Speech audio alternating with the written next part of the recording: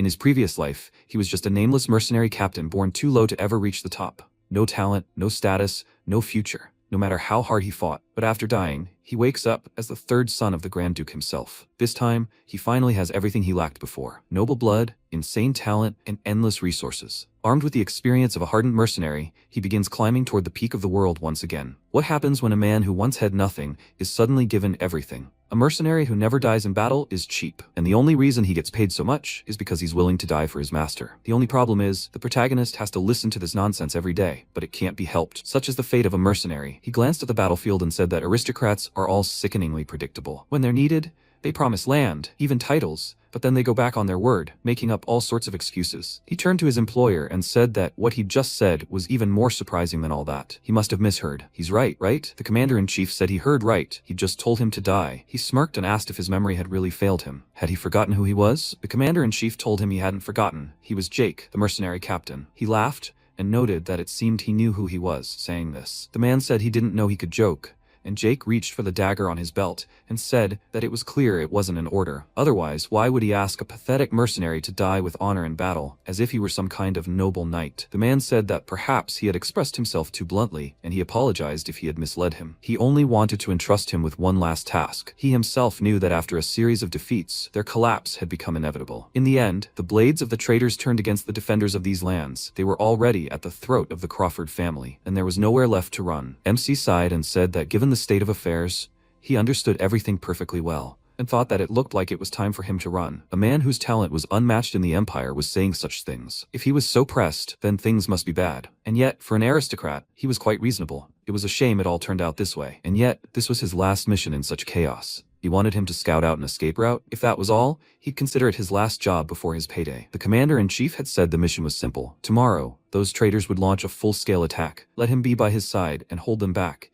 even if only for a moment, until their lord hid somewhere safe. And if that didn't work, let him hold out until he died. He'd give him the rest of the payment at the end. A stone that size would be more than enough to maintain a force for 3 years. Jake knocked the stone out of his hands in a rage, and he asked what that meant. He replied that he should be the one asking. Did he really think he was an idiot just because he smiled all the time? He just wanted to use them as a human shield. Even if they helped, they wouldn't last long. He's wasting them just to buy his lord some time to escape. Even if they miraculously hold out, what then? He thinks that idiots will just let them go? The commander-in-chief pointed out that they were mercenaries, not knights. The enemy knows this, and as soon as he dies, the army will scatter. MC exclaimed with a smile that that's exactly how it is. That's how their business works. But he understands everything perfectly well. Right? For these monsters, their squad is just a sworn enemy, whom they will get rid of without hesitation, and all because of their methods. When the enemy squad found their comrades killed in battle, and they found one survivor, their commander waved his hand, ordering the knight to check on him. And as soon as he approached him, Jake, who was pretending to be wounded, plunged his blade into his neck. The knights realized it was a trap. They weren't allies, they were mercenaries from the Fang squad. After that, all the mercenaries, who had been lying there pretending to be dead, attacked them, and their commander exclaimed, "So they're dressed in the armor of their fallen soldiers? They have no honor." MC immediately beheaded him and asked, "What honor?" He then told the commander-in-chief that he'd already cut off the heads of several commanders. He must understand that this was the only way they'd survived until today. Right now, these idiots were far more eager to tear them to pieces than to get to his lord. Seeing no reaction, he asked, did he really expect that? That they would divert all attention to themselves? The commander-in-chief firmly said that he'd better focus on completing the task. Otherwise, he'd have no choice but to kill him and take command of the squad. There was no other way. As soon as he reached for his sword, Jake immediately retreated and said that he was a fool to think that he was even a little different from the other aristocrats. But it turns out he is the worst of them all. The commander-in-chief apologized to him, saying that he sincerely did so, and he asked, what is the point of an apology? Even better this way. For the head of an idiot like him, even if he throws it to those dogs waiting below, his conscience will not torment him. He asked, is he thinking of buying off the traitors with his head and begging for his life? MC confirmed this. As much as he would like to just hand him over and leave, he is sure he has already taken care of stopping them. In that case, as a commander, he is obliged to fulfill his duty to the end. The rebels will be satisfied with the heads of 2 commanders, and in exchange they will spare his people. The commander-in-chief asked, 2 commanders? Was he really going to offer them his head to save his subordinates? MC said that these people he had pulled along with him, he promised to prove to them that even starting from the very bottom, it is possible to realize dreams. They trusted him and went this way to the end.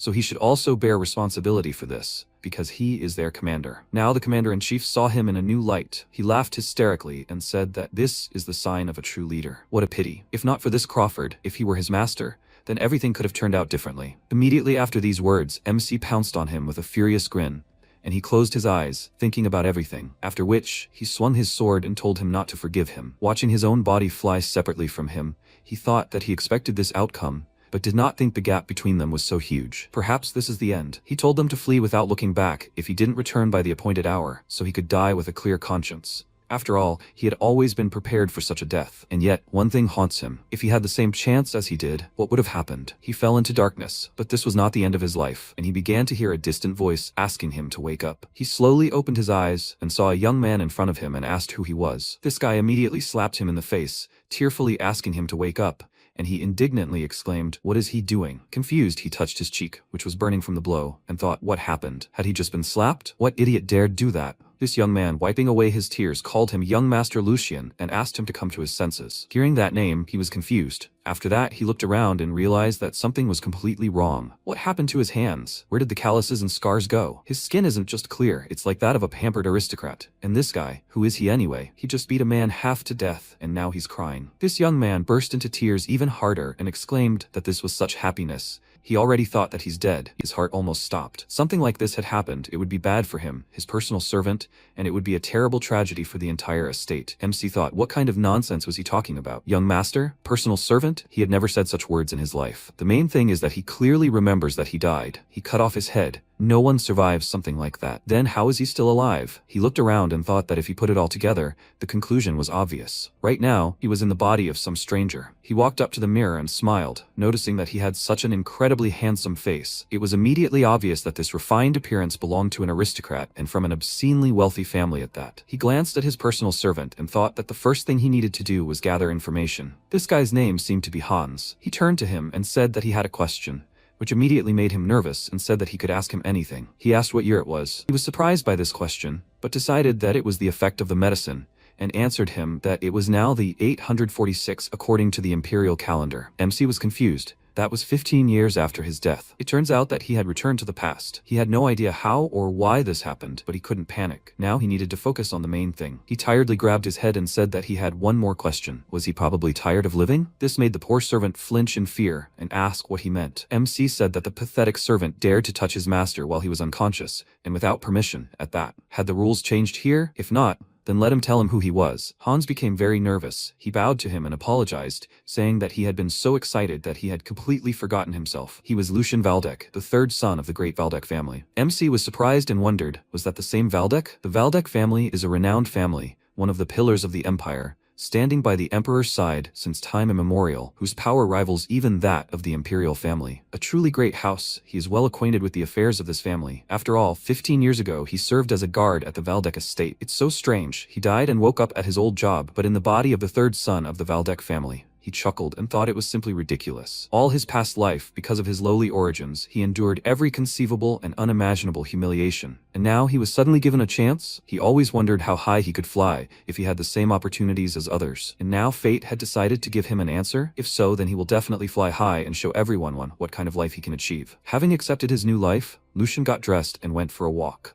simultaneously noticing everything around him. The Valdec estate didn't disappoint. As a mercenary, he'd been everywhere, but he'd never seen such luxury. Besides, he'd have to get used to this place, and quickly. Although, ever since he left, all the servants had been acting strangely, whispering that he was dying. He turned to Hans and asked if it was his imagination, or if the atmosphere was odd. He replied that it was natural. After all, he'd locked himself in his room and allowed no one but himself in for a year and 2 months. He chuckled and wondered what that even meant. What did this aristocrat lack that he barricaded himself in his bedroom? If he blamed it all on the whims of aristocrats, he simply wouldn't have been allowed to behave so capriciously. After all, this house is ruled by a tyrant who has defended the empire for centuries. A man of unbending principles and convictions, Archduke Sigmund. This man certainly wouldn't have silently watched his son rot in the corner. So it was one of two things. Either Lucien was such a hopeless slacker that he was about to be disinherited, or the Archduke had a good reason to turn a blind eye. Until he figured out what was going on, he needed to avoid meeting his father at all costs. The butler ran up to him and said that it meant the reports of his full recovery were true. Seeing the young master, after a whole year, was a boundless joy for the humble butler. How was he feeling? Was he having trouble walking? Lucien remembered him. This man also served in the Valdec household. He was Edwin's head butler. In his youth, he had come here as a hostage from an enemy family, but his exceptional talents were recognized and he was entrusted with the management of the entire household. He was Archduke Sigmund's right hand. Things were bad. He had stumbled upon the one he least wanted to see. He couldn't help but notice his street manners. The only thing that saved him was that the butler hadn't seen Lucian for a whole year. In that case, he'd have to play the most noble man he knew. He adopted the commander-in-chief's demeanor and told the butler with a smile that he was very grateful for his concern. With his prayers, he was doing much better. He had neglected his duties for so long, locked in his room, that he decided to go out and find out how things were going at the estate. Meeting him was a great success. He hoped their family was prospering. Edwin seemed surprised by his behavior, but he didn't show it and answered him with a smile that House Valdek was more powerful than ever, and he was glad to see that he was also full of strength. He laughed and asked what problems there could be when he was in charge of affairs. He thought that it seemed he didn't suspect anything, in which case he should continue in the same spirit. He said that apparently he had worried in vain. Now he could go in peace. After all, this was his first walk in a long time, and he was a little tired, but Edwin said bluntly that he had to ask him to stay. The atmosphere changed instantly. MC became nervous, and the butler informed him that Archduke Sigmund wished to see him immediately. After that, he went to his father's study, and he looked very stern. Sigmund said that he had a question for him. Why was he still alive? Lucian was confused by this question and asked what he meant. Sigmund said that he was going to turn a blind eye to it. He could tolerate that he had neglected his duties and behaved like a capricious child, hiding behind the death of his mother, but he had crossed all boundaries. It seemed to him that not only had he not left the room in protest for over a year, but he had also neglected his own life and tried to end it. MC had no idea what he was talking about, and, remembering his first moments in this house, wondered if that was why Hans was crying. He nervously told his father there had been a misunderstanding, and he firmly said this was his last chance. Let him spill everything that was on his mind. Wasn't that what he wanted? This was why he had caused all this fuss and even decided to swallow sleeping pills, just so he would listen. MC stared at him in shock, then nervously clenched his teeth and realized why he had no memories of Lucian. The Archduke's third son, 15 years ago, when he served in the guard, he died around the same time. Archduke Sigmund Valdek, he has 4 sons, all from different mothers. During his 10 years of service to House Valdek, he had crossed paths with young masters and their mothers more than once. However, he had no memory of seeing Lucian or his mother. His mother died early of illness, shortly after he entered the service, and Lucian himself, for some reason, suffered the same fate. At the time, he assumed that he and his mother were simply in poor health and paid no attention to it, but in reality, things were different. His mother's death and the precarious situation in the family became an unbearable burden for a child, so he decided to take a lethal dose of sleeping pills to attract the Archduke's attention. But after being locked up for more than a year, he didn't take into account how weakened his body was. His body couldn't withstand the effects of the medicine, and he simply died. At first, he thought the Archduke was too harsh with his son, whom he hadn't seen for a whole year. But now, knowing everything, he can understand. No matter how great a ruler he was, in his heart he was probably terribly worried, as any father would be for his child. However, now was not the time to worry about other people's feelings. He himself was 1 foot in the grave. He made it clear to him that this was his last chance. This is a real ultimatum. He can practically feel his golden future crumbling at the seams. If he blurts out even one word that the Duke doesn't like, at best, he'll be exiled to some remote monastery to atone for his sins, forever cut off from the outside world. Or, worse, he'll be sent to the wild north, where he'll spend the rest of his days suffering from the bitter cold, fighting off monsters, and begging like a pauper. No way. He's paid too dearly for this life to waste it so senselessly, and he's absolutely not going to let his precious future be ruined because of some family drama he has nothing to do with. He told his father that since he told him to speak his mind, that's what he would do. First of all, for the fact that he has tarnished the honest name of the Valdek family with his insolence, and for causing him so much worry, he offers his sincere apologies. He is solely to blame for what happened, and there are no excuses for him. Whatever punishment he chooses, he will accept it without complaint. His father irritably said that beautiful words cannot bring back the past, but he did not let him finish and asked if perhaps they should simply rejoice. His father was surprised, not understanding what he meant, and he said that what was done could not be undone. He miraculously held on to this life and no longer intends to cling to the past. From now on, he will live for the future. Therefore he asks him, not as the Archduke, but as his father,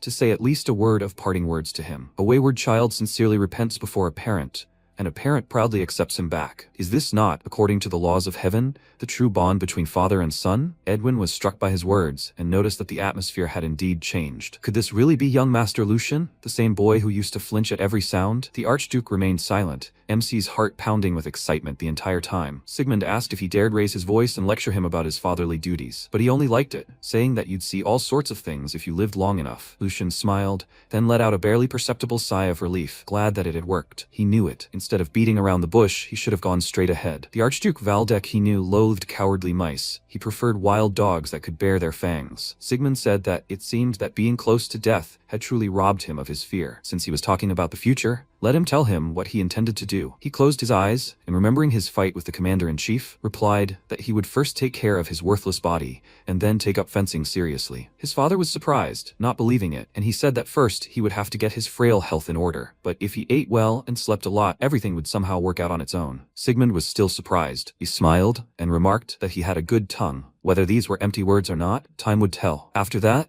he called the butler, and ordered him to arrange for him to be given this again. This would do him far more good than a moralizing lecture, which he would ignore anyway. MC didn't understand what they were talking about, and Edwin bowed to the Archduke, saying that he understood everything and would look into it immediately. Lucian kept wondering what they were talking about, but soon he saw it with his own eyes. Several carts with chests containing gold pulled up to his estate. Seeing this, he thought it was all some kind of nonsense. So this is what it means to be noble? So the mysterious thing they were talking about turned out to be simply an obscene sum of money, and it was only for 1 month? With that kind of money, if he had that much gold, he could completely remake this pathetic body and create that very elixir. Meanwhile, Sigmund came to the greenhouse with Edwin. The butler thought that the late Duchess treasured this place most of all. The Archduke hadn't come here for a long time, and he, of course, expected something like this. But for him to come in person, it was all because of how young Master Lucian had changed. Even if he had fallen out of his father's favor, he was still the son of the late Duchess, whom he loved so much. He would never abandon him to his fate. Sigmund said it was a pitiful sight. His eyes were always shifting, as if he were mortally afraid of something. As soon as he raised his voice, he began to whine like a beaten dog. His behavior was too different from her character, so he decided that he only inherited his mother's appearance. But today, for the first time, he caught himself thinking that he could be wrong. He too, hadn't he seen him meet his gaze and speak his mind? Edwin said with a smile that he had held himself surprisingly firmly, with a sense of true calm and dignity in his demeanor. The young master was naturally thoughtful and gentle, which was why he seemed so far behind the other brothers. But be that as it may, the blood of the Archduke flows in his veins. Sigmund smiled and said that they had yet to find out. The trials that awaited this child could not be overcome by mere chatter. Edwin said that he was afraid a problem had arisen. Young Master Lucian's allowance had been resumed, but they had discovered evidence of embezzlement. The investigation indicated that the second master, Jordi Valdek, was involved. Moreover, he had fired the head maid serving his third son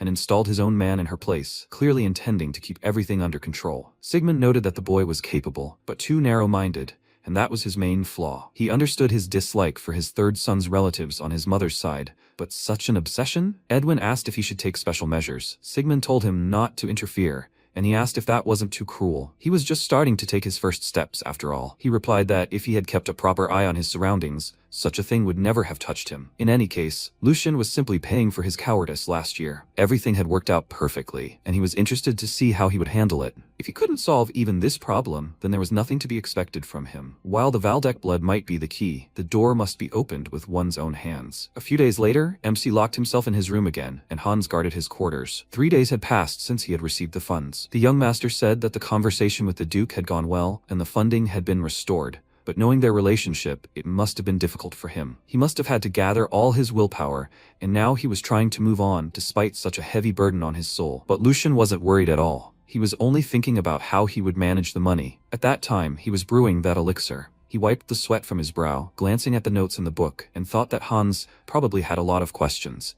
But since he was guarding the door as he was ordered, he had no shortage of loyalty. The Duke's son suddenly took up alchemical instruments, although he had never handled them before, and he was also looking for an herb that costs an exorbitant amount of money because it grows only in moonlight. Not to mention the fact that its properties are not fully understood. It's called moongrass, and to top it all off, this kid spent every last coin to buy it. He asked Hans to buy up all the moongrass. He may look crazy now, but in just a year, the price will skyrocket tenfold, maybe even 20-fold. Then, moongrass will be worth a fortune. He laughed with joy, then pulled himself together and thought that he should give credit to the alchemist's courage. At that time, the success of that very remedy was in great doubt, and yet they took the risk and bought up all the moongrass in the empire. It was a lifelong bet, on which the fate of their guild depended. And thanks to their audacity, nectar, the drink of the gods, was created. For daring to name a simple potion after the gods, they even faced accusations of blasphemy. But as soon as the nectar's properties were revealed, everyone immediately began singing its praises, forgetting their previous threats. He uncorked the bottle and inhaled the aroma of the elixir, smiling contentedly. More than 1,000 years ago, there was an absolute, irrefutable truth. One's level of Viona was determined from birth, and this limit was impossible to surpass. Innate talent was in the hands of fate, and no one could change their nature. No matter how hard one tried, it was impossible to break such limitations. But that was the old belief. What broke this immutable law was precisely nectar. Simply drinking it was enough to transform even a complete mediocrity into a passable swordsman. Of course, the effectiveness of his version was nowhere near the original.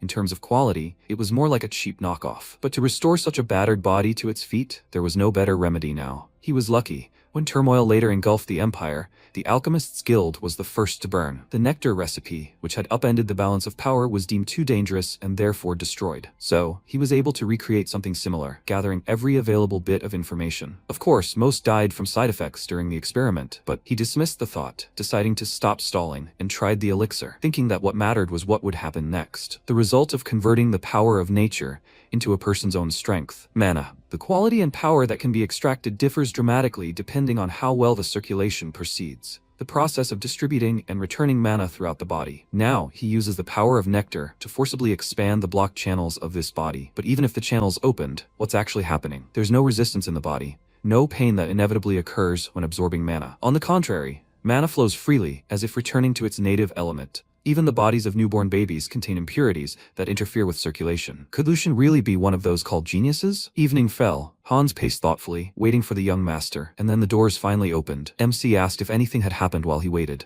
A servant rushed to him with tears in his eyes, asking if he even knew how much time had passed since he entered. He called him, but he didn't answer. He himself had strictly forbidden entry, so he remained outside. He was so afraid that something had happened to him. He was so worried about him. Seeing his smile and confident eyes, he fell silent. Then, perplexed, said his name and began to examine him from all sides, saying that he knew it was him, but for some reason, he couldn't shake the strange feeling that he was seeing a completely different person. Lucian smiled and mentally called him a scoundrel. He knew the old Lucian better than anyone. It was no wonder he sensed something was wrong. This body needs a lot of food and time to get stronger, so outwardly, he hasn't changed much yet. What's happening inside is much more important, and there, changes are happening at an incredible speed. It's all thanks to Lucian's innate abilities. He's sure of it. This boy's potential puts him on par with the greatest heroes who have changed the world. If he plays everything right, then in a year he will return to his former self as a mercenary. He told Hans that all this was possible thanks to him. He didn't understand what he was talking about, and he, placing his hands on his shoulders, told him to remember, misdeeds are punished, and merits are rewarded, and to listen carefully, he won't repeat himself. He laughed ominously, and ordered him to sell everything he had, and buy as much moongrass as possible. He promised that his life would be easy and pleasant, and together they would rise to the very top. Hans looked at him strangely, and MC thought with a smile that he was jealous. In his time, such aristocrats were hard to find. A week later, the two of them went into the forest. Lucian smiled and thought how blissful this was. Could life really be that simple? A sumptuous dinner is always on schedule. The rooms are spotlessly clean, and he hasn't lifted a finger. They even make up his bed for him, although he used to go hungry all the time. Thanks to this, he was able to fully focus on his recovery, and also think about what was bothering him. He took a piece of paper from his pocket, on which he had drawn himself when he was still a mercenary named Jake. He asked the captain about it, and he said that no one even remotely like him had ever hired on to the guard. Some stranger was now taking over his former shift, but perhaps it was even better this way. This meeting would bring him nothing but an extra headache, and he wasn't ready to see his former self yet. He would probably just burn with shame. Hans called out to him and asked uncertainly, was he really going there? He said he would never set foot on the training ground again. He asked in bewilderment, did he say that? Hans exclaimed irritably that he really did say that. He swore that after that fight with the second young master, he would never return there again. MC thought that judging by Hans's reaction, he was starting to get an idea of what had happened there. Fencing was a mandatory skill for the Grand Duke's children, so it was the perfect excuse for the second young master. Under the guise of teaching him fencing, they instilled in young Lucian an animal fear of violence and made sure he didn't even go near the training grounds. He told his servant that he had an idea what was going on, but they had nothing to worry about. All that was in the distant past. Hans was still worried, and then MC confidently told him to just trust him. At this time, a knight named Hendrik was informed that the young master had come here of his own free will, which surprised him. His subordinate said that he was currently inspecting the training grounds with his servant, and he, thoughtfully twirling his mustache, wondered why this puppy had come here. He couldn't possibly forget what had happened that day, although it could work to his advantage. He ordered an immediate report to the second young master, and he would prepare a warm welcome for him when he got here. Meanwhile, Lucian looked around the training grounds in surprise and thought that he had hoped for such a turn of events. But it exceeded all his expectations. Not only was it full of excellent weapons that wouldn't break from a couple of blows, but there was also plenty of room for any maneuver. And all this wealth belonged to just one person. If he could train in such a place, maybe he could save more of his men. This thought made him slightly despondent, but he was quickly distracted by the voice of a knight approaching them. Hendrik said his eyes hadn't deceived him. It really was the third young master. What a surprise, he didn't even believe the news at first. He still remembers how a year ago, during training with Lord Geordie, he ran from here in fear, not even daring to turn around. He was exactly like a lamb running from a wolf. Apparently, that's why he still trembled with fear at the sight of this place, since he dragged a servant into the sacred abode of warriors. They hadn't seen each other for a long time. He remembers how a year ago he personally corrected his stance together with the second young master. If, of course, he hadn't forgotten about it. He remembered how he was shaking with fear, but he only enjoyed it, and said that it was a glorious time. MC chuckled at his words and thought he was so impudent. A knight is the embodiment of honor and loyalty. As a rule, they come from noble families. From a young age, they undergo rigorous combat training and are taught etiquette. And only after accumulating sufficient merit on the battlefield do they receive the title of knight. In the end, they are no different from guard dogs and expensive collars, or so they say. Let the Lord shower them with wealth and honors. They are obliged to respect the bearer of noble blood, but this one dares to behave so insolently. Apparently, Lucian's precarious position played a role, but still, he is just Geordie's dog, and he has only become so dissolute because he feels supported. If he could, he would give him hellish training. He already imagined throwing knives at him, but if he did so, the Archduke would not forgive him. In any case, knights are the main fighting force of their family. Punishment without official procedures will only create unnecessary tension in the relationship between the lord and vassals. It is still early. The time has not come. He told him it was foolish to avoid the training grounds because of past affairs. From now on, he planned to come here often. As he said, a whole year had already passed. Shouldn't they make up for lost time? The knight laughed at his words and said it was too late, and he claimed to want to learn fencing. He asked, too late? He was 16 years old. The man said that since he didn't know, he would explain everything to him. If a person is over 15, then it's all over. Sword form is a secret technique, the legacy of their ancestors, granting enlightenment to those who repeat its movements. It is the essence of ancient wisdom, developing the body, but all this is meaningful only on one condition: if the path to magic is open. And at 16, this path closes, so the technique turns into ordinary exercises. Sword form without enlightenment is just an empty shell, meaningless body movements. He patted him on the shoulder and said with a nasty grin that it even suited him. He had a chance to become the greatest master of failures in the Empire. Maybe he could save time and find his true calling? And if that didn't work out, he could always devote his life to tending the garden. After all, everyone has their role. MC remained silent, and Hendrik smiled contentedly, noting in his mind that he couldn't even utter a word. For starters, the statement that the path of magic closes at 16 is a lie. Nonsense that will crumble at the first test. But that doesn't matter. Then he can just play dumb, because the goal would already have been achieved. An idiot, incapable of even objecting, crushed by his own ignorance. A worthless creature laughed at by his own servants, who were afraid to even move. A pathetic character, just like a year ago. Lucian suddenly started acting like the body's previous owner, and said that something in his words didn't match up with what he knew. The path of magic closes at 35, not at 16. So, as far as he knows, nothing prevents him from starting training right now. The knight became slightly nervous, but didn't show it and asked mockingly, "Is he so sure of that?" MC said he was wrong. Did his brother Geordie think so too? He answered that it went without saying. It was a well-known fact. He contentedly smoothed his hair and thought that this was the end. As soon as his name was mentioned, he wouldn't even dare argue. Lucian said that everything was correct. His brother said the same thing. He suddenly grabbed Hans by the head and said that it looked like a curse was hanging over the Valdec house. He thought so too, right? He felt slightly unnerved by his actions, and then he grabbed his head and shouted at the knight. Why was he dragging him into this? They were questioning a self-evident truth known even to a common mutt, and they were still confused about it. At their age, how many talents had this erroneous fact deprived them of a chance?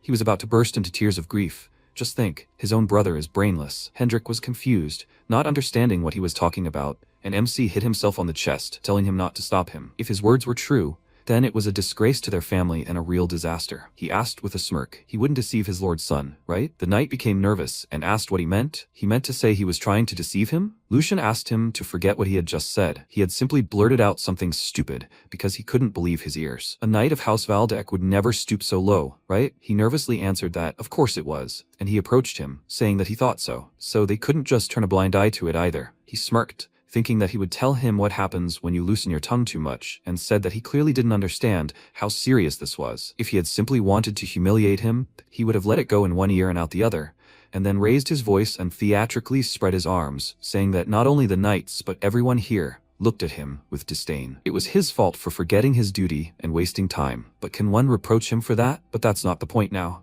If he, a knight, and his brother, the support of the ducal house, were depriving them of talented fighters because of false information, then he couldn't turn a blind eye to that. This would undermine the Valdec Knights' military might and jeopardize the safety of their subjects, the foundation of their well-being. And that was a huge risk. The servant was so moved by his words that tears welled up in his eyes, and MC declared that, as a bearer of the Valdec name, he should naturally be furious. He was proud of how eloquently he'd said everything, and asked Hendrik if he now understood the gravity of the situation. He pointed a finger at his chest and threateningly advised him to prepare for the consequences. He would report this to his father and ask him to tighten internal discipline. The knight became very nervous and thought, the boy who used to tremble at the mere mention of his father is acting like this? Why is he exaggerating everything so much? Has this brat always been like this? He used to be as timid as a lamb, and now he's like a wolf. Jordy came to the training ground and asked what all the noise was about. Hendrik turned to him worriedly, hearing his voice, and Lucian smirked, thinking that he had decided to grace them with his presence just in time. Seeing his brother, Jordy grimaced in disgust, and Hendrik ran up to him, saying that he would explain everything to him now. He began to excitedly tell him what was going on,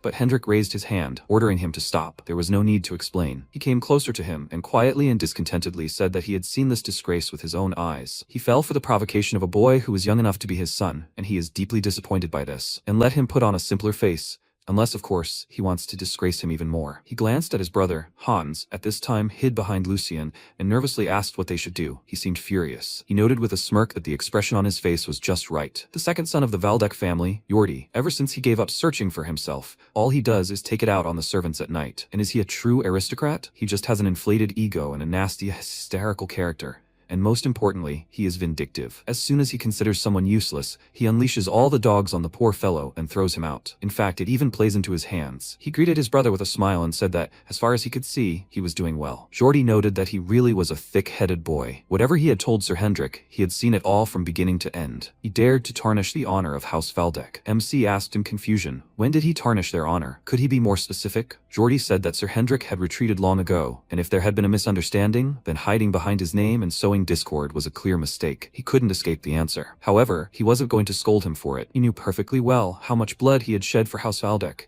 and what the price of his loyalty was, unlike his. He couldn't even stand sword training. He ran away in fear. And does he really think he has the right to blame him for anything? For starters, let him learn to respect the knights, because it is thanks to them that the Valdec line still exists. He turned to him and asked for their forgiveness for the commotion today, caused by his brother. It was only the mistake of a foolish child, so he asked them to show leniency. From now on, he would keep a closer eye on his wayward younger brother. Looking at his nasty grin, Lucian thought with a grim face, so this is how he decided to play the card? He did have a brain after all. In fact, he was the one showering them with insults, but he deftly turned everything around, as if he had insulted the knights, and even portrayed himself as a noble defender. He won this round. He said that this was expected of his older brother. Only a small misunderstanding had arisen between him and Sir Hendrik. In all fairness, he should have scolded him for his insolence, but instead he taught him a valuable lesson. After all, he, a fool, called his brother brainless. Hans became very nervous and asked him to shut up, but he continued, saying that he was ashamed that he had uttered such offensive words. Today, he, his younger brother,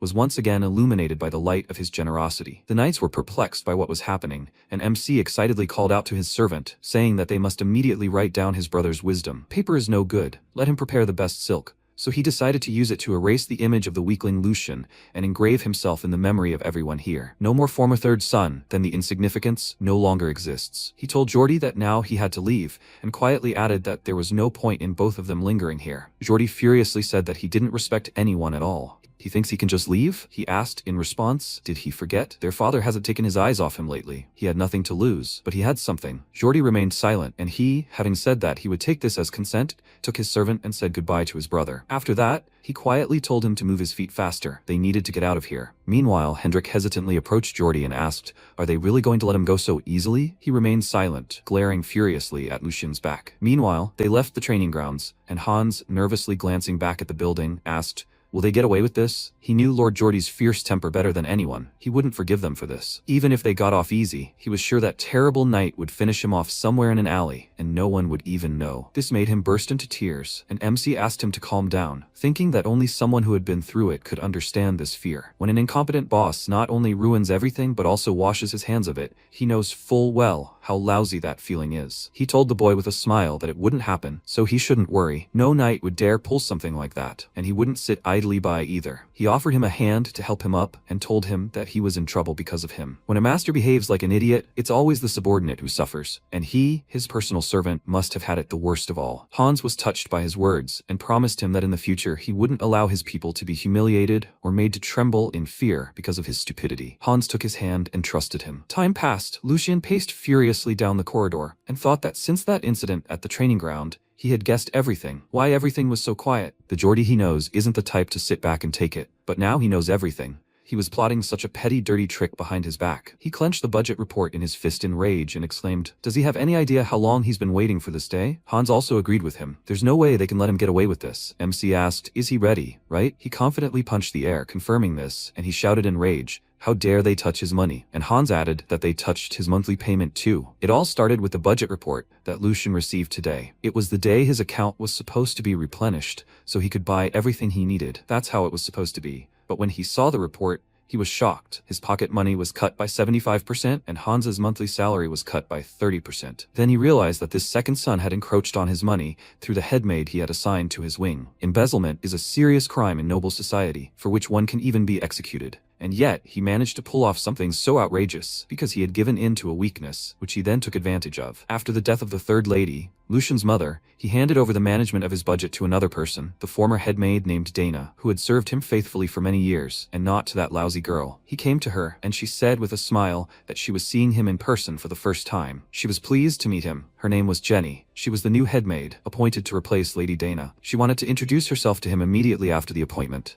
But at that time he was not at all eager to leave his room. So, had he finally ended his long wanderings? Hans was outraged by her insolence, and ordered her to watch her tone when talking to the young master. But MC told him to calm down. She was partly right. They wouldn't quibble over trifles today. There were more important things to do. He told the maid that he would get straight to the point. She was the one who drew up the budget, wasn't she? He showed her the report and she chuckled, then asked, "So that's why he called her?" "That's right. She was the one who drew up the budget." She was told that he delegated authority to the previous headmaid, so she was simply doing the job as instructed. But she had to admit she was a little stunned. He was interrogating her when she was simply doing her job conscientiously. He should have been doing this himself initially. Lucien knew she would use this as an excuse. This was clearly the previous Lucien's mistake. He told her that he understood. Perhaps she really had no choice. However, even putting that aside, there was something he couldn't accept. He checked and found that most of the funds his father had sent him had gone toward raising the servants' wages. Considering how much they had suffered due to his negligence, this could be considered compensation. But would she tell him why Hans's wages had not only not been raised, but even cut? Wasn't that too obvious? She chuckled and said that she hadn't even noticed that it had happened. She must have been mistaken. She was responsible for the entire household, so she couldn't keep track of everything. Everyone here could attest to how overworked she was. She glanced at the servants and asked, "Isn't that so?" They winced, and plastering on smiles confirmed it, and MC realized he had nothing more to do here. He sighed heavily and turned around, telling the servant they were leaving. This body was his, but all his limbs seemed to obey someone else. But before he left, he told the headmaid that he would ask one last question, and that she should answer carefully. Does she know who her real master is? She answered him with a smirk that she should ask young Master Geordie first. Lucien knew that to survive, he would have to get rid of the rot, which was exactly the situation he was in now. So that evening, they went to the tavern. Hans was perplexed and asked, "Didn't he say he was going fishing today to unwind? So why were they here?" The MC glanced at the men fighting in the ring and the people betting on them and asked with a smirk, "Can't he feel it? This is where important people hang out." He approached the bar, and the man said that this was no place for brats like him to hang out. He should listen to his advice and leave while he was still kind. Lucien put a bag of coins on the table and asked what kind of tavern this was where the bartender was so picky with his customers. He removed his hood and asked if he had mixed something up. There were several reasons why he hadn't finished off the headmaid yet. First, she wasn't just the headmaid. She was the daughter of the wet nurse who raised Geordie from the cradle. If he touched her, he would get himself into even more trouble. Second, Lucien's side was in complete disarray, even worse than he thought. And if the situation was that bad, the solution had to be accordingly. And finally, the Grand Duke simply cannot help but know about it. In other words, Cleaning up this chaos is most likely another test. Then he will have to show them his worth. As soon as he showed the coins to the bartender, he began to behave more politely towards him and sat him down at the gaming table. He took the cards and thought that he could also make some money here. Time passed. He beat another person and everyone crowded around their table, watching Lucian with interest. The man was shocked that he lost, and MC asked, "Is that it?" His interest had just awakened. Maybe he should stay and they play another game? He refused, afraid of losing even more money. And Hans, looking at this pile of chips, grabbed his head and asked in shock when he had even learned to play like this. Lucian leisurely threw his feet on the table and called the next player. Is it really possible that no one can beat him? He came here because of rumors, but is that all they can do? He thought that since he made so much money, it was time for him to make his move. The doors swung open with a bang. He glanced at them and thought that he was right on schedule. Straightening his shirt, the man approached him with a smirk and apologized for not acknowledging such an important guest and for greeting him so late. His name is Hugo. He is the manager of this establishment. He snapped his fingers. The employees of this establishment immediately politely kicked out everyone present, and Hugo said that it might cause inconvenience to other guests, but he didn't care. The main thing is that young Master Lucian could rest peacefully. He smirked and noted that he hadn't been out in public for a long time, and he recognized him immediately. Although, perhaps, without such an intuition, one cannot survive in his world. Hugo apologized again for the delay, and he told him not to worry, he just came to unwind. The man glanced at his table and said that it was truly impressive. He hadn't seen a guest hit such a jackpot in a long time. Would he mind if he personally made the bet? He grinned with interest and said that of course he was nowhere near as good as him, but as the manager of this place, he had learned a few tricks over time. How about while away the time? Hans found this all rather dubious and asked Lucian to return home. They had already won enough. He had a very bad feeling about this man. He had seen a lot of scary people in the palace, so he knew that such eyes were a rarity. MC looked at him and thought that it seemed that his years of service had not been in vain, and perhaps he was right. Hugo Black Shark, a name that will eventually shake the criminal underworld. His journey began in the dark alleys of a certain city. He had nothing but brute force, but thanks to violence and intrigue, no one could stand in his way. He rose rapidly to power, bringing gambling, smuggling, and even contract killings under his control. Thus, he became the king of the night, ruling the criminal underworld of the 5 territories. Later, taking advantage of the impending collapse of the empire, he won the title of Baron and became one of the imperial generals. Now he's still just a rookie, but he's right. Hans is right. This guy is dangerous. And today he's come to catch a black shark. He offered him a simple game of cards and remarked that it sounded good. He offers him to play with no betting limits. He doesn't want the young master who honored them with his visit to get bored. Lucian joyfully slapped his fist into his palm, praising his attitude. Finally, he found someone he could talk to normally. Hugo smiled, saying that he would consider it an honor, but in his mind, he called him a typical brat, acting tough just because of his last name. He doesn't even realize that with these words he's tightening the noose around his own neck. He glanced at the dealer dealing the cards and thought that this was even better. Having his customers' pockets picked clean wasn't part of the plan,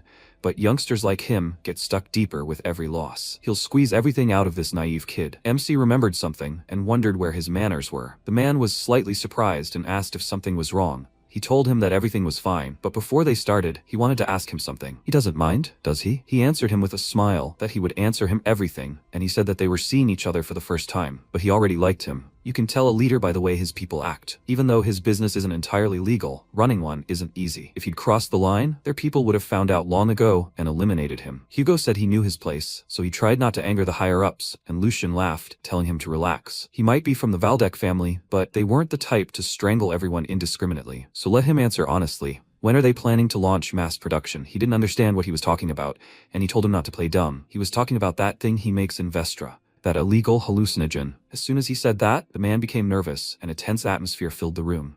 The servants were dumbfounded by what they saw, and Hans began shouting. Hugo was dumbfounded and asked, "Young sir, what is he even talking about? Hallucinogens? What are they?" Lucian asked again. He'd heard everything perfectly well, so why bother asking? Wasn't he hired by the Marquis of Logren's family? He chuckled and continued to say that this was done to destabilize Waldeck with substance trafficking. To think the Marquis would stoop to such cheap tricks. Is there a line that shouldn't be crossed? Does he agree with that? Although no, in this case, it's most likely he who's striking. Where else would one find such impudence to upend something like this on the lands of Waldeck? Blockheads, like exceptions. He'll say, eternity is revealed. Waldeck is the worst possible adversary. Initially, this would have only been discovered 2 years later. Then the Duke would receive a report on substances in his lands. He would have closed the establishment, but Hugo would have fled the city by then. Experience from past failures proved useful. Hugo bowed and said it was some kind of misunderstanding. He was just a small merchant, counting the pennies in his shop. How can he sell something like that? His whole body trembled, and he screamed that envious people had probably spread a dirty rumor about him. Give him a chance, and he himself would find the one who spread it. And now Lucian asked again. He's saying it's a false rumor, right? So the rice mill he runs is nothing more than an ordinary one, and the underground passage underneath it is simply a back exit from the palace? He'll ask one last time, what stage is his plan at? Hugo was stunned with horror, and wondered if he really knew about the fake shop and the secret passage. If he knew so much, there was no point in making excuses. Then maybe he should kill him? This noble brat, unguarded, could be finished off with one blow. One of the waiters grabbed his weapon,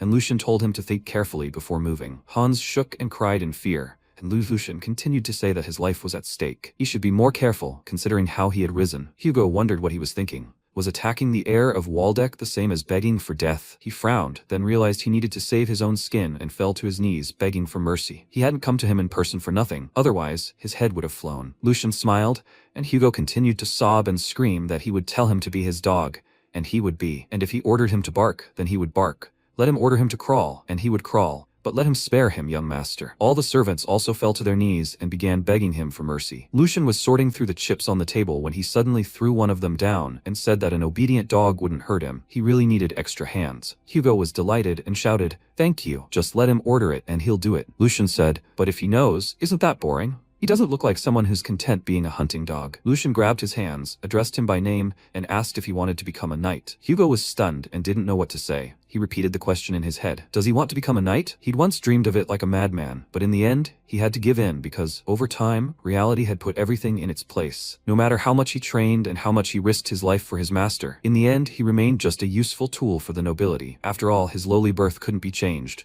no matter what he did. So did he want to become a knight? He began to fall to the floor again and realized he would sell his soul just to become one, and he asked, can he really do it? Lucian swore on the honor of the Waldeck family. If he had enough honor and dignity not to be ashamed of himself, his status would not be a hindrance. Hugo, wouldn't he like to live with a human being instead of a tool? Hugo glanced at him surreptitiously, hopefully. A few days later, a new day dawned, and all the servants lined up for Lucian to tell them important news. He asked permission to introduce him to everyone. A talented fighter they had hired from outside. He should introduce himself. Hugo stepped forward and stated his name, that from today on he would serve the young master. He would be happy to work alongside the others. After an awkward silence, Lucian continued to lie upside down. Then he began clapping and said that since they were done with introductions, they should bring the headmaid here. The servant asked again, "Headmaid, why is he calling her?" Lucian asked again, "Why else? The headmaid should greet them, shouldn't she? The last thing they needed was a scolding like last time, right? They'd have to report to the busy headmaid first." Lucian thought they were behaving exactly as he'd expected. It was impossible to deal kindly with these staff anymore. Of course, that was obvious to anyone. For them, the young master was like a rotten rope, terrifying to grasp. If that was the case, he'd hammer it into their heads. A servant approached and told the young master to be understanding. He knew Lord Geordie was paying special attention to the headmaid, so what kind of authority could they possibly have? The others started shouting that he was right, that he should understand them. Why was he deliberately stirring up trouble? They just wanted to live well and peacefully, like before. At that moment, Hans became angry and shouted at everyone to pull themselves together. Had they completely forgotten their duties? The master of this estate was young Master Lucian, not the second master. Hugo asked Hans to leave it to him, and said that his correct speech was too great an honor for the likes of them. He bowed and told the young master that he understood his task. It would be easy to beat loyalty into these freaks who forgot their place, but perhaps it would be a little harsh, and he was asking his permission to do so. Lucian chuckled, admitting that he really was resourceful, and this is the first reason why he hired him. He was also lucky. Hugo's addiction was only in its early stages, and if it had progressed further, he wouldn't have been able to help him. He grabbed him by the shoulder and said, "Of course," he allowed it. That's all he was waiting for. He shouldn't worry, and would give them one hell of a show. Hugo replied that he would do as he was ordered. The servant looked at them in bewilderment, and at that moment, Hugo walked straight up to him. He couldn't understand how someone could be so huge. Up close, he seemed even bigger. And why did he look so creepy? After all, he was just a backstreet thug, right? He whispered to him that he was meddling in something that wasn't his business without knowing the local situation. He better choose the right side. Does he have any idea how tough Lord Geordie is? The situation had long since turned in his favor. He's not a fool to risk his life for a pittance, is he? Hugo clenched his fist and declared that those were pathetic, final words. The servant asked again, What did he mean? But before he could finish, Hugo punched him in the face, sending him crashing to the floor. The surrounding servants were stunned by the horror they witnessed as the servant flew straight to the side,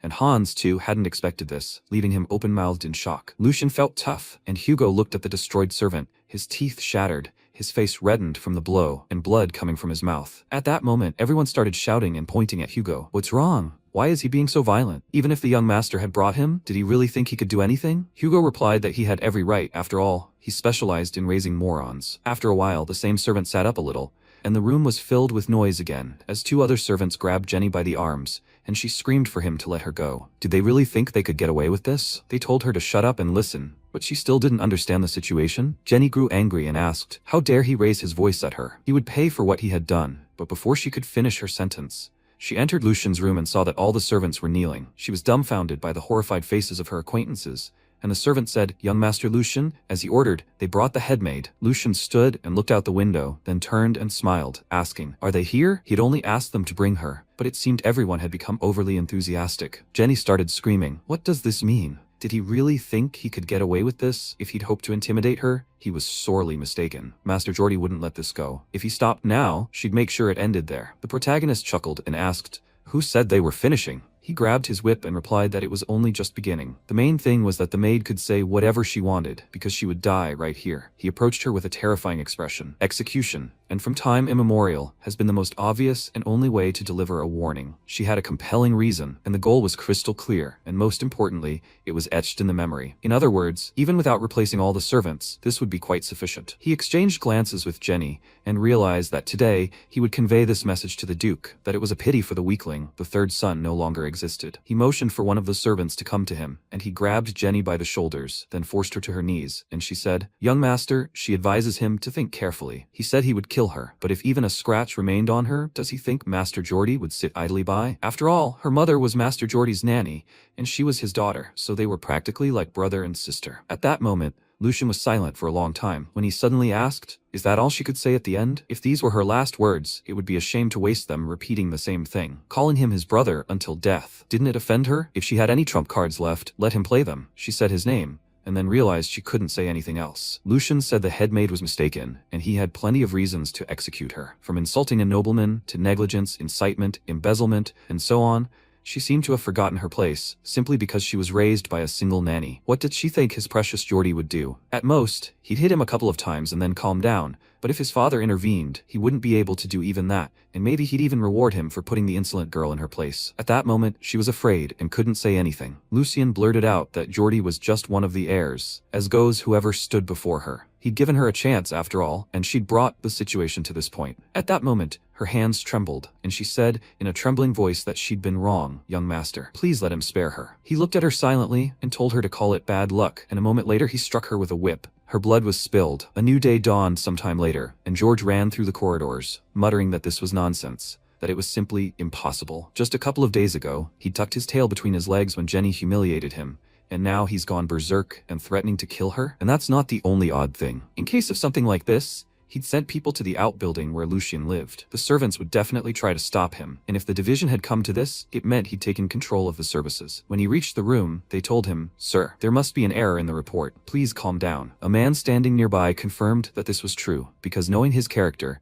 he wouldn't touch anyone. Besides, he fears him most of all, Sir Jordy. Jordy knew something was fishy, and at that moment he heard a loud scream. When he burst into the room, he saw a bloody whip on Jenny's bloody body. Hugo held her by both shoulders, while Lucian hit her on the back. Jordy clenched his teeth in anger and asked what he was doing. Lucian turned and asked what brought him here. He should forgive him. He was busy right now, so it seemed he should come back later. Today, he intended to rip this infection out by the roots. He told Hugo to pick her up, and he confirmed that he would do so now. At that moment, Jordy shouted for Oliver and Bert to quickly take Jenny from him. They replied that they understood everything, then rushed to run towards her. But Lucian called Hugo and said that if anyone came closer than 3 steps, he was to slit the servant's throat. He took full responsibility. When the servants heard this, they were dumbfounded. Hugo said that they would never let her out of here alive, so he should rest easy. He pressed the tip of his sword to her neck and made a bloody cut. Jenny begged Lord Jordy to help her, trembling with fear, and Jordy shouted at him to put the dagger away. If he didn't obey right now, he would cut off his head, not only throughout his homeland, but also hang them on the palace walls. Hugo replied that he feared this was impossible, because his master was Lord Lucian. He had no reason to listen to someone who wasn't his master, and no matter what happened later, it was his duty to carry out his master's orders. Jordy clenched his fist, trembling, and turned to Lucian,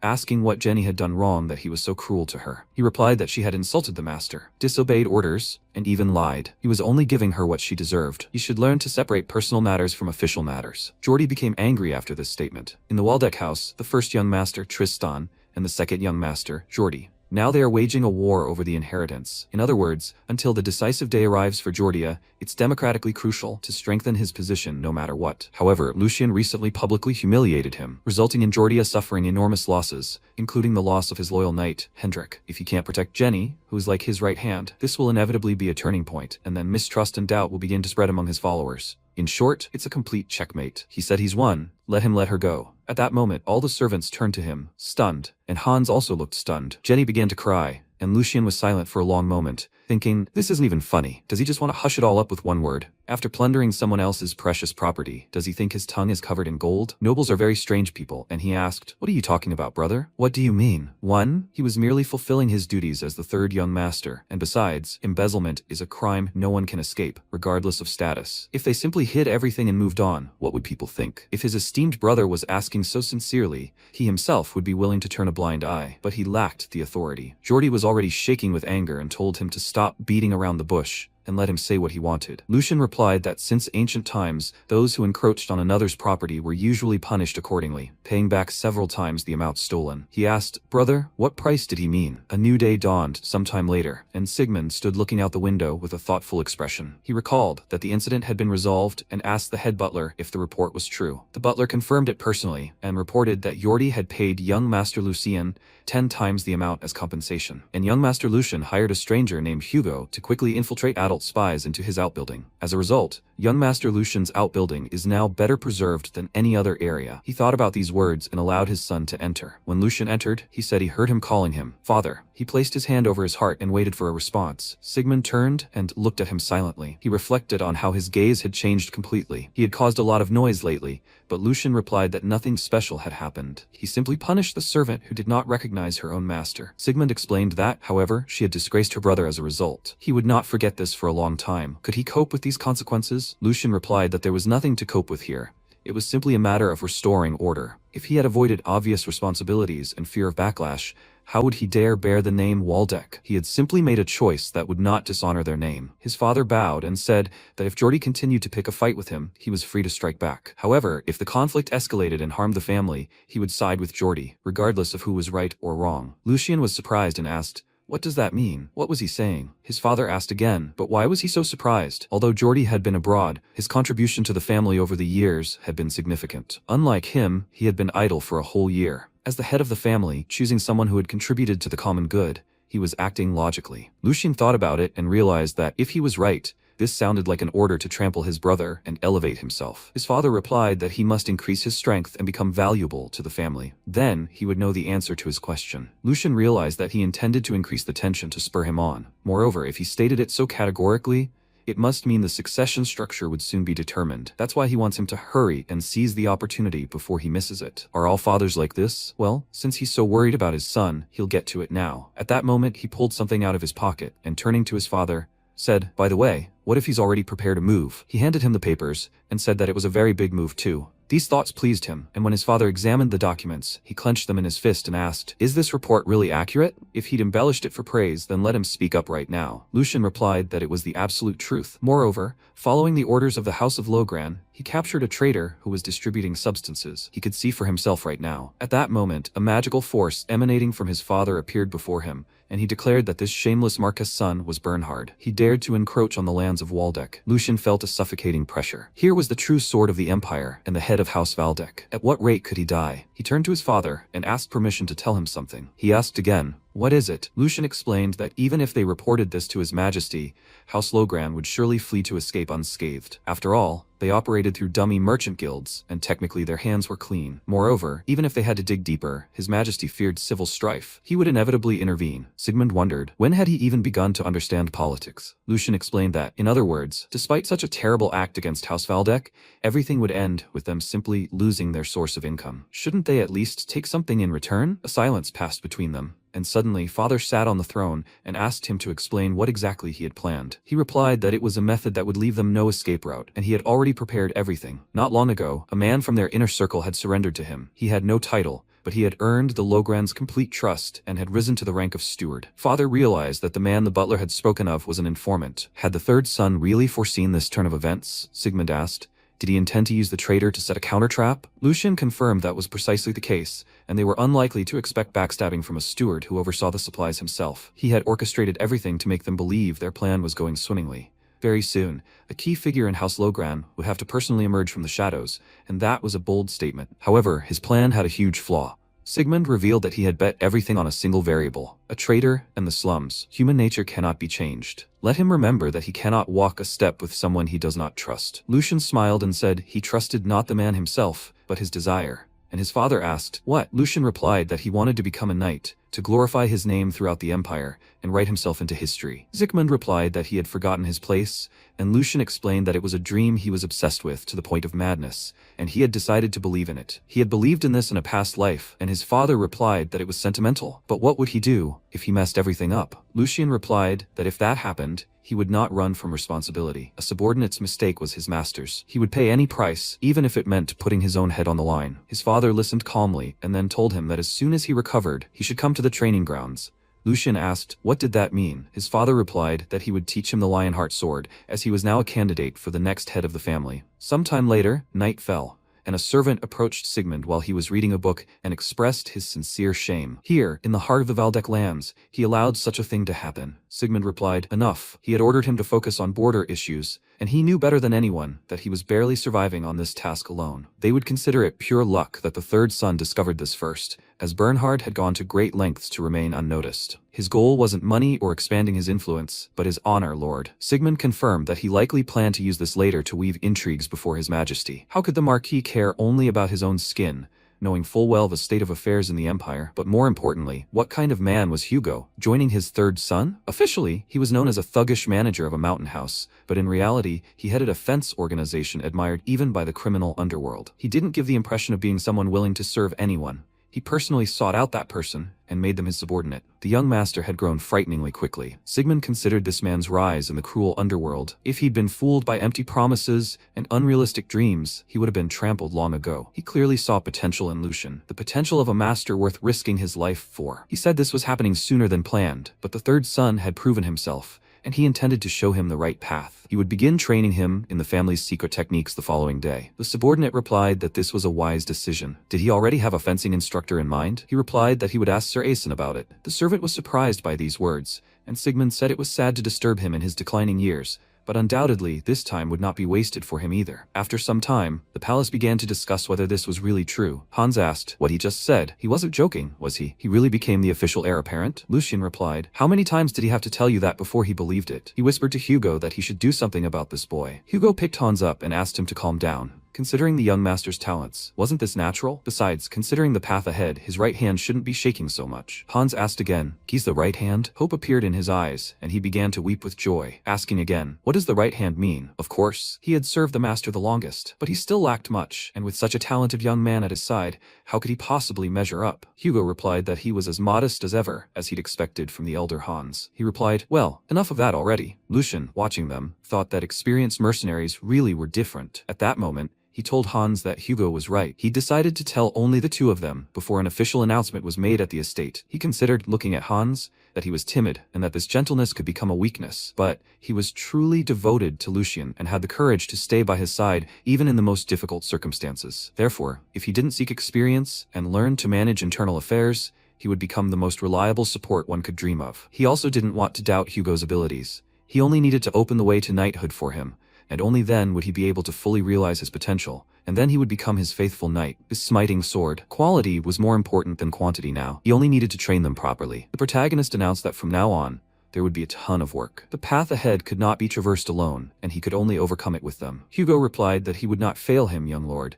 Hans also said he could rely on them. After some time, the palace was illuminated by daylight. Lucian stepped to the center of the room and reflected on how, in his past life, he had scoured every corner of the continents in search of one thing: the essence of ancient martial arts said to elevate swordsmanship to a new level. These were sword techniques. Among them, there was a level one step higher, the ultimate sword technique. But after all his suffering, what he had received were not the ultimate techniques he had so longed for. nor even the mid-level techniques available only to knight captains. They were merely a pitiful foundation for apprentices. True techniques were inaccessible to those of noble blood, and for a simple mercenary, even the chance to tap into this knowledge was unheard of. But those inferior in skill mastered high-ranking techniques and overwhelmed him with force. And every time he couldn't protect his comrades because of this, he was consumed by a thirst to master true swordsmanship. And now, for someone like him, an unexpected opportunity had been granted.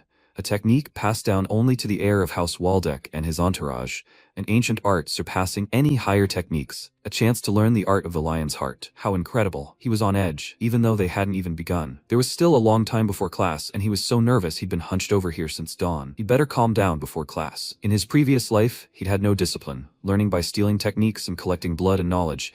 He'd never had a proper teacher. This second life was truly something special. He smiled and stared ahead, sitting on the floor. A multitude of birds flew past the window, and when Aizen saw him from afar, he thought how much time had passed, and he hadn't even moved. What had triggered this? He no longer saw the same weakness in him. He recalled a conversation with Sigmund, who'd suggested he become Lucian's mentor. He thought there was no hope, but upon closer inspection, he'd noticed something interesting. It would be a little entertainment for him. Aizen replied that since his lord said so, his talent must truly be extraordinary. Sigmund spoke, rather surprised by his attitude. He would understand what he was talking about when he saw it with his own eyes. When Aizen observed him from the side, he understood what was being said. He was the holy swordsman who would teach him. A holy swordsman is a superhuman awakened by reaching the limit of circulation. The highest title for one who has reached the pinnacle of swordsmanship is rare even in the long history of the empire. He is a deity among all swordsmen, and this legend is right before him. Holy swordsman Aizen appeared before Lucian and, bowing, said that he had not seen him in a long time. Third Lord since his lordship's birthday. From today on, he will be his mentor. Let him call him Aizen Brightener. When Lucian saw him, he realized that Hans had hinted that morning that he would be trained by a knight who had served the Waldeck family for a generation. But how could he have kept silent that this was the holy swordsman himself? He bowed and said it was a great honor to learn from the holy swordsman,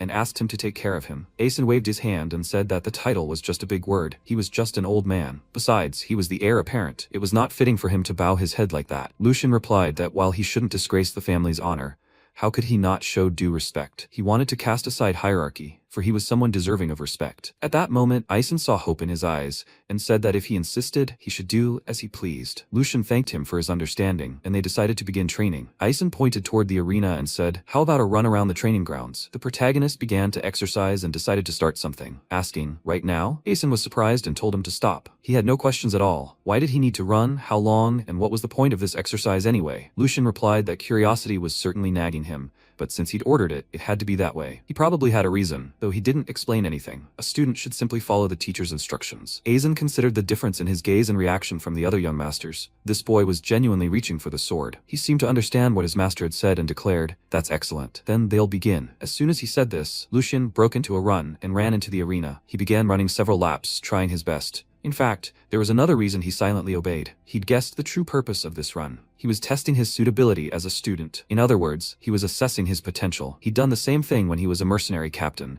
He'd assigned new recruits a seemingly cool task, and their reactions alone could tell a lot about the person. He glanced at Aizen, thinking he'd already settled on the right attitude and only needed to demonstrate one thing: endurance. He'd run until he collapsed, and he'd done so an hour later. Suddenly, he looked at his hands and asked, "What's going on? This shouldn't be happening." He'd been running like crazy for so long without feeling the slightest bit tired. On the contrary, the longer he ran, the lighter his body became. He'd only sung a cheap elixir to recover, and his only training had been walking. How was this possible? He continued running tirelessly, and Aizen, dumbfounded, realized he'd only forced him to run to assess his overall condition, and hadn't held out much hope for his physical fitness. But that defied all logic. He wasn't sweating, and his breathing was as smooth as a calm lake. Even an experienced knight who'd ordered mana for years would have struggled to achieve this. Could this really be what he thought? While he was pondering this, he told him to stop, as he'd had enough running around for today. Lucian asked again, "What happened?" He saw Aizen using mana. The old man said, "Third master, let him answer one question. This morning, how does he calm his mind and body? Wasn't that circulation a difficult meditation?" Lucian replied that if he was referring to that incident in the training hall, he was right. He was using circulation, and there was no better way to clear the mind. Aizen realized he was mistaken, and asked permission to examine him. He told him not to move, even if the sensations were strange. He began to touch his hand, and used his magical powers to look at his palm, and suddenly froze. He suspected it, but he, like himself, had already reached the limit of circulation. However, for him this wasn't the limit at all. It went beyond what he had achieved. This guy was opening a completely new path. After a while he lowered his hand and asked, How long has this been happening? When exactly did he complete the formation of the mana circles? He asked again. What was he talking about? Aizen said he'd just checked his body's condition. It was like snow on a plane, and his internal channels were shaped to maximize mana efficiency. Like a water wheel. This was a level only a handful of masters, those who had dedicated their entire lives to training, could achieve. Lucian had certainly expected something like this, but this state was truly near perfection, so there was no need to hide any longer. He, too, had many questions about his body, and if he wasn't at the level of a swordsman saint, then no one else could answer. He said that to answer his question, it had been about a month since he began circulating,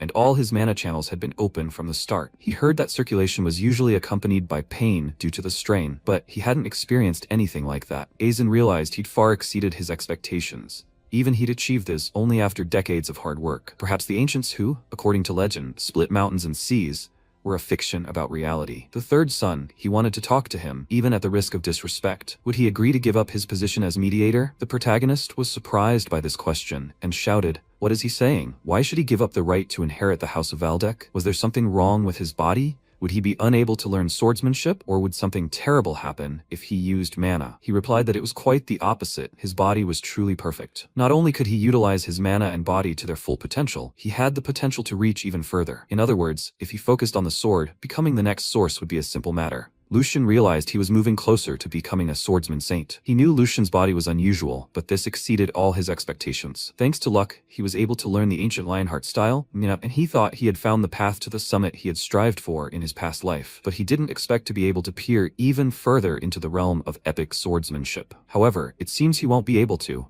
And he said that Aizen mentioned choosing one of the two because he couldn't simultaneously be the heir and follow the path of the holy swordsman. Aizen confirmed that this was true, or more accurately, he had very little time left. Thanks to the power of circulation, he can move like this even at almost 100 years old, but he can no longer deny that his body is aging. If he wants to pass on all his knowledge while he's still a font, his schedule will be tight, even if he focuses exclusively on the sword. If memory serves, the holy swordsman will die in 8 years. Time truly is short. He accepted the offer and dedicated himself to the blade.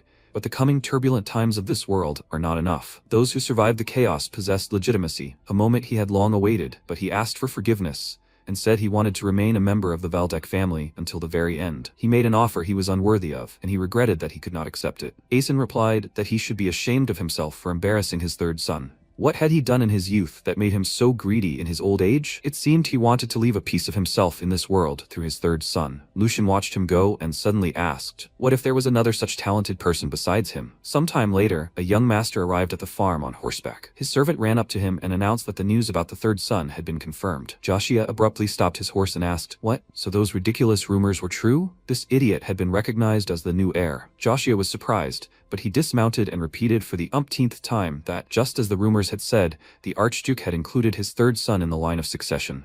He was now under the guardianship of the monthly, and he confirmed that he was teaching swordsmanship. Joshua was angry, because he really was a real thorn in his side. It was hard enough for him to find support while being harassed by his two older brothers, and now the neutral factions had another option. He dropped the cloth on the floor and started screaming. Was it really that hard for him to just sit in the corner of his room? The servant tried to calm him down and watch his words, but he started screaming. Watching his words? How could he be calm in such a situation? What if the talents he painstakingly amassed began to waver? His blood was already boiling at the thought of having to call Lucian, who was only a few months older than him, brother. He couldn't just sit idly by. There had to be a way. He turned to the butler and said that since Lucian had begun learning the sword, he'd likely soon need a partner. Tell him to prepare 2 sharp blades. The butler was stunned when he heard this, and Joshua continued to insist that these wouldn't be wooden training swords, but real combat blades. He simply needed to teach him a lesson and show him that nothing had changed. At that moment, Lucian asked, what if there was another candidate? The search might take time, but the one who would repay these lost years, the one who could glorify the holy boy's name for hundreds of years to come.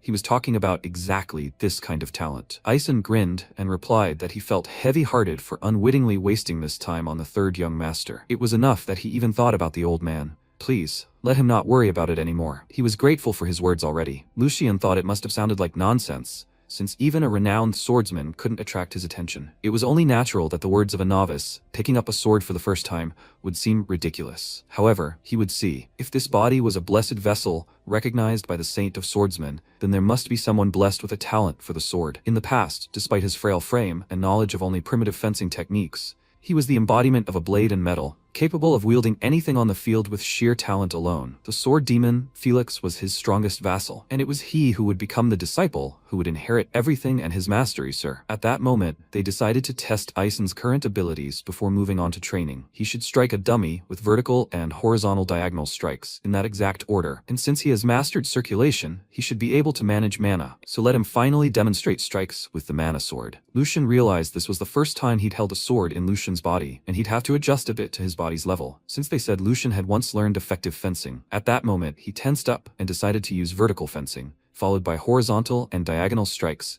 and finally, the mana sword. At that moment, his eyes glowed with magical light, and he pounced on the special object and destroyed it. A lot of dust appeared in the arena after the strikes, and Lucian realized his movements were blurry. After all, this was his first time in this body, but perhaps it would be okay for a beginner? I wonder if he'll want to see more? Aisen looked at him silently, then said, I expected something similar. The third young master said, but he surprised him again. In a word, it's terrible. Lucian asked again, what did he mean? Aizen replied, it's the same as what he said. He didn't know why, but he didn't have a ton of bad habits. He ignored the basics, swinging his sword like a desperate attempt to survive. Like a mercenary, he was fixated on strength and speed, which disrupted the balance between his body and mana, and this strike made his movements lose their edge, creating a slicing effect. And when he delivered the final blow, how long did it take to charge the sword with mana? He replied that it took a little over a second or two. Aizen replied that it was just that little bit he spoke of so easily, and at that moment, he raised a sharp blade to Lucian's throat and said it would be enough to take his head off. He must begin by recognizing the value of this time, because the enemy would never miss such a moment. Lucian realized he hadn't noticed the sword touch his neck. What a fool he was, dying without even realizing his head had been cut off,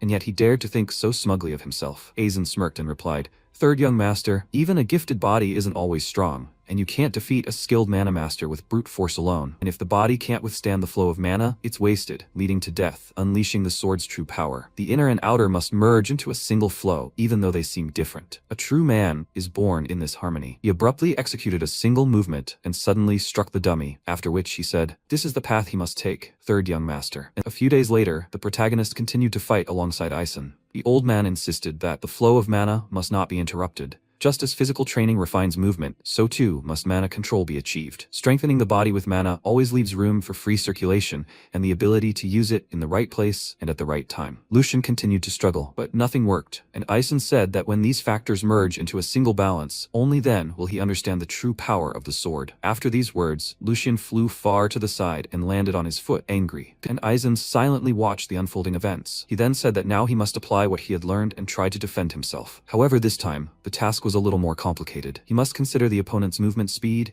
and put just the right amount of force into his response. He immediately swung his sword, and Lucian realized that the essence of his teaching was natural, like the flow of water. It allows one to overcome the gap in strength and inflict maximum damage with minimal effort. He must not hesitate and look straight ahead. He grew angry and, gritting his teeth in anger, swung his sword and attempted to strike. Their swords clashed, and their mana was different colors. Aisen's mana was green, unlike Lucian's blue. He suddenly decided to end his training for the day, and wished to remember the feeling he had experienced today. This alone would be enough to become a first-class swordsman. Lucian rejoiced at the end of the lesson and fell to the ground from exhaustion. Then he looked up and thanked his teacher for the lesson. After these training sessions, the arena had to be cleared by the staff. They had already returned to the training he had undergone. Will the young master really be alright? At that moment, the protagonist felt terrible and said that he had somehow survived today's training. His hands were shaking, and he couldn't even believe that these cruel methods were ultimately needed only to eradicate the habits of his past life. He has nothing to do, since there's no other way to fix them.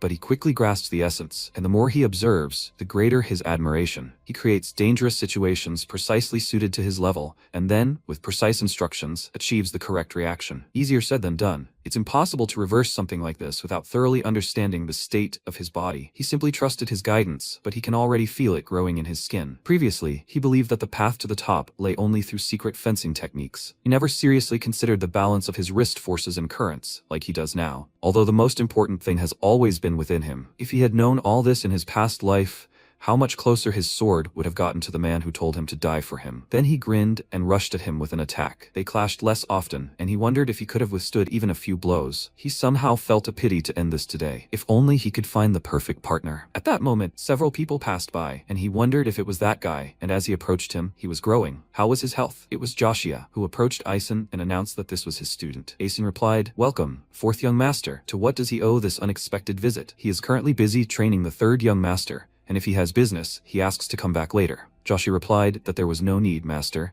and the teacher assumed that was the reason for his visit. But before he could finish this sentence, Joshua replied that he was right. Since his brother had emerged from seclusion and decided to train, he, as his younger but more experienced brother, wanted to help. What would he say about this, Brother Lucien? He offered his hand and offered his assistance. Lucien realized that his ideal partner had come to him of his own accord and was delighted.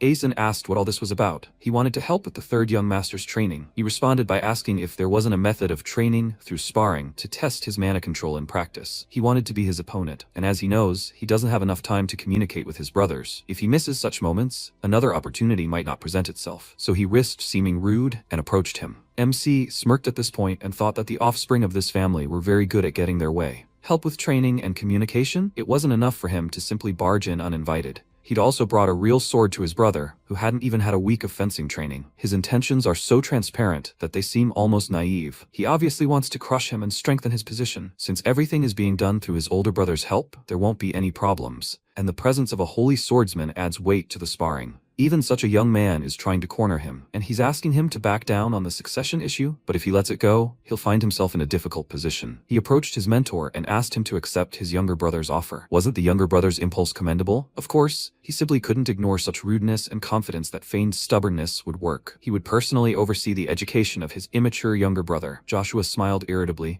and MC said that today was the last day his childish behavior would be indulged. Enough of embarrassing the swordsman. Aizen, meanwhile, thought he'd probably figured out the fourth young master's intentions, but he still decided to push through. It seemed bloodshed was inevitable. He nodded and said that since they both wished it, he gave permission. However, this would be the last such sparring match, and he would immediately intervene if he deemed the situation dangerous. They both replied that they would take this into account, and Lucien, patting his younger brother on the head, challenged him to a great fight, to which he irritably agreed. After that, they entered the arena. Aizen warned that this was not a fight with the intention of harming each other, but merely sparring to test their learning. Since this was the third young master's first fight, he should adopt the stance of an apprentice, and the fourth young master should exercise the responsibility of a senior in swordsmanship. Let them conduct this duel in a way that does not dishonor the name of the Valdec family. If they are ready, then let them draw their swords as a sign of the beginning. They both drew their swords, and Joshua glanced at Lucien with irritation, wondering since when did he act like the older brother and constantly repeat junior. He was simply born a little earlier,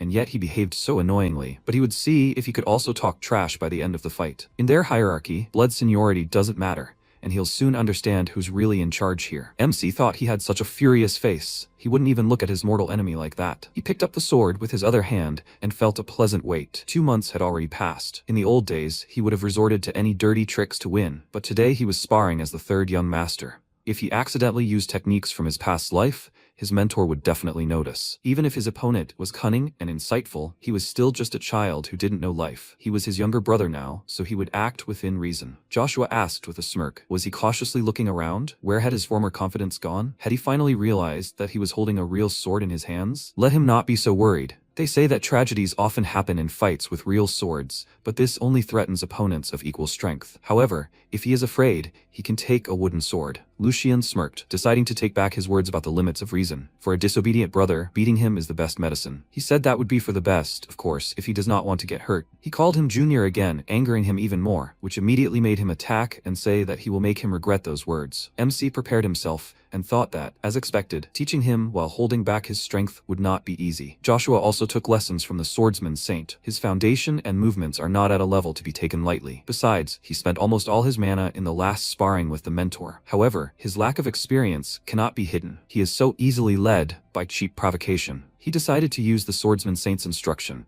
focusing his strength and mana control, which filled his leg with power, and he used it to push off and rush towards his opponent, determined to seize the initiative in a split second. He raised his sword over his head, and the swordsman Saint and everyone else froze, watching with concern, while Lucien told his brother to grit his teeth and block the blow, otherwise he would bite his tongue. After that, he struck, and a roar was heard, dust rising throughout the arena. Joshua was able to block his blow, albeit with difficulty, and MC told him to remember that a real man should never give in to weakness. Realizing that he had fallen to his knee while blocking his blow, Joshua became angry and threw his sword away, telling him to just shut up. After that, he increased the distance between them, and said that he had only struck him once, and that was with luck. Next time, this will not happen. He ran towards him and swung his sword, which Lucien dodged by taking a step back. Joshua then ran up to him again and struck him down. Lucian blocked it and met his amused, childish gaze before knocking his sword away, and they began to strike each other. Watching this, the butler turned to the holy swordsman and said that the duel seemed to be getting too fierce. Wouldn't it be better to stop it? Young Master Joshua has taken a particular dislike to Master Lucian and is always trying to pick on him. They are almost the same age, and they are constantly compared, so his dislike has only deepened. So when it comes to young Master Lucian, he flatly refuses to listen to anyone. If this continues, disaster might happen. He told him that what he is worried about will not happen. He has a hot temper, but he is not so stupid as to forget his position. Right now, he is simply acting immaturely. He should rather worry about the opposite situation. He was surprised and asked, what did he mean? Aizen chose not to answer this question, and, watching the fight, thought that given the huge difference in their skill levels, such a thought should not make logical sense. The third young master was born with outstanding potential, but he lacked the experience and time to realize it. On the other hand, the fourth young master's talent is unremarkable, but thanks to persistent training, he has already achieved a lot. In other words, even without using fencing techniques in this duel, the gap between them cannot be made up by luck alone. But the fourth young master, unable to restrain his temper, is ruining his own advantage with his own hands. And the third young master calmly waits for an opening. To maintain such calm in front of a real sword, one must overcome fear. And since the third young master demonstrates this, it means that either he knows no fear due to inexperience, or he has the composure of one who has repeatedly looked death in the face. And for some reason, it seems to him that the second is true. They all continued to parry each other's blows, and Joshua exclaimed, where had all his enthusiasm gone? He should have listened when he gave in to him at first. It was not too late to ask him to put the sword down. MC blocked his next blow and thought that this guy was going crazy. But that's not surprising. After all, he thinks he's trampling his older brother into the dirt. His whole body shakes from each of his blows. Initially, he planned to finish everything with one blow, because there is no enemy weaker than the one who falls for provocation. He miscalculated only one thing. Joshua turned out to be stronger than he thought, and his mana was not enough to defeat him with one blow. Now, he doesn't even have enough mana to strengthen his entire body. If that's the case, then he needs to do everything possible to end this in one go. He parried another blow. Joshua noted that his sword suddenly became heavier. Does he really still have the strength for this? Looking at how heavily he was breathing, he immediately dismissed the thought. Judging by his condition, he couldn't have that much strength left. This is just his last-ditch effort. This made him smirk and pounce on him, confident that he would end this duel right then and there, but a counterattack awaited him. In fact, this was exactly what Lucian was looking for. The sword crashed to the floor, but not at Lucian, and Joshua wondered in surprise, had he dodged his blow with full force? If it were that simple, he would have understood. Moreover, if he wasn't imagining it, he was clearly smiling. Could all this really have been part of his plan? Lucian's voice rang out, and he flinched. He asked. He put all his strength into his last blow, not thinking about the next one, right? He didn't realize that his fatigue was just a decoy. That's why he's only the younger brother and he's the older brother. Joshua looked up at him in rage, then pounced on him and told him to win first and then lecture him. But MC stopped his sword with his foot and pinned him to the floor, saying that he was going to do it without him saying anything. He smirked and asked what he thought would happen to him now. Joshua became very nervous and looked at him innocently, calling him his brother. But he swung his sword and asked, so now he's his brother? After that, he taught him a good lesson. News of the duel between the two quickly spread within the family. The servants did nothing but chatter about Lucian's victory and laughed at Joshua. After all, he went there full of confidence and came back as if from his own funeral. Someone even heard him crying. Of course, the reason this rumor spread so quickly and was even slightly embellished was because Hugo and Hans were spreading it. As soon as the servants saw them, they asked them to tell them the details of that day. They were all curious to know if the young Master Lucian had really been recognized by the Holy Swordsman. Only a few would guess that it was all one person's plan. MC was in a great mood, because today was the perfect weather for spreading rumors. His little brother was lucky that it all ended this way. The moment he called him brother and he decided to teach him a lesson, Joshua screamed in fear that he was wrong. And then Lucian struck not at him, but at his sword, breaking it in half. He said that if he pulled a trick like that again, it wouldn't be fun anymore. He should learn to understand where to go and where not, and behave decently. If he understood, then let him nod, and Joshua shook his head nervously. Returning from his memories, MC thought that now those annoying brothers would sit quietly for a while. He glanced at the letter on his desk, and thought that since internal affairs were more or less settled, it was time for him to take care of House Logran. He went to his father in the greenhouse, showed him the letter,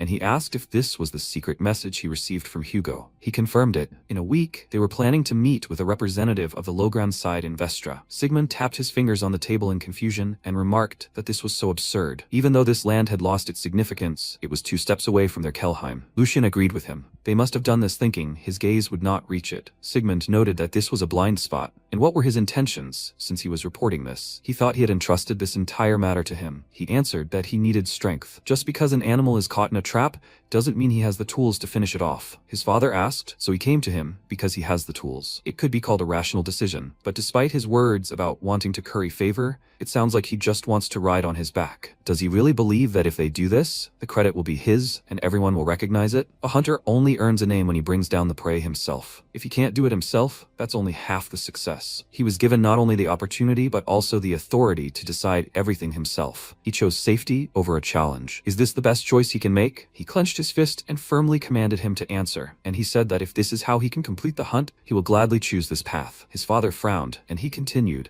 saying that if the path he spoke of is the royal road, he believes only those with strength may walk it, while men tremble in the shadow of the beast, claiming that the only form of bravery is to personally strike with a spear is ultimately nothing more than recklessness. Even if successful, it is only mindless stupidity. In the end, he will lose trust. He believes that the essence of hunting is not killing, but defense. If a threat can be reliably eliminated, does it really matter how it is ultimately judged? But that doesn't mean he's going to laugh it off, playing the saint. It's about the person to whom he passes the credit. If the day comes when he can't even draw a bowstring, the fate of whoever inherits this bow will be sealed. His father thought for a moment, then stopped pressuring him and said that that answer was enough. Hearing such an objection straight to his face, he can't remember the last time it happened. He didn't expect to receive such words from him. It was a good answer. He was glad to receive praise from his father, and he continued, saying that a man must be confident in the path he follows. If one word can sway him, he will achieve nothing. He asked if this was really a test. Sigmund confirmed it. He wanted to know if he would waver in the face of authority. If a man is torn, unable to find an answer on his own,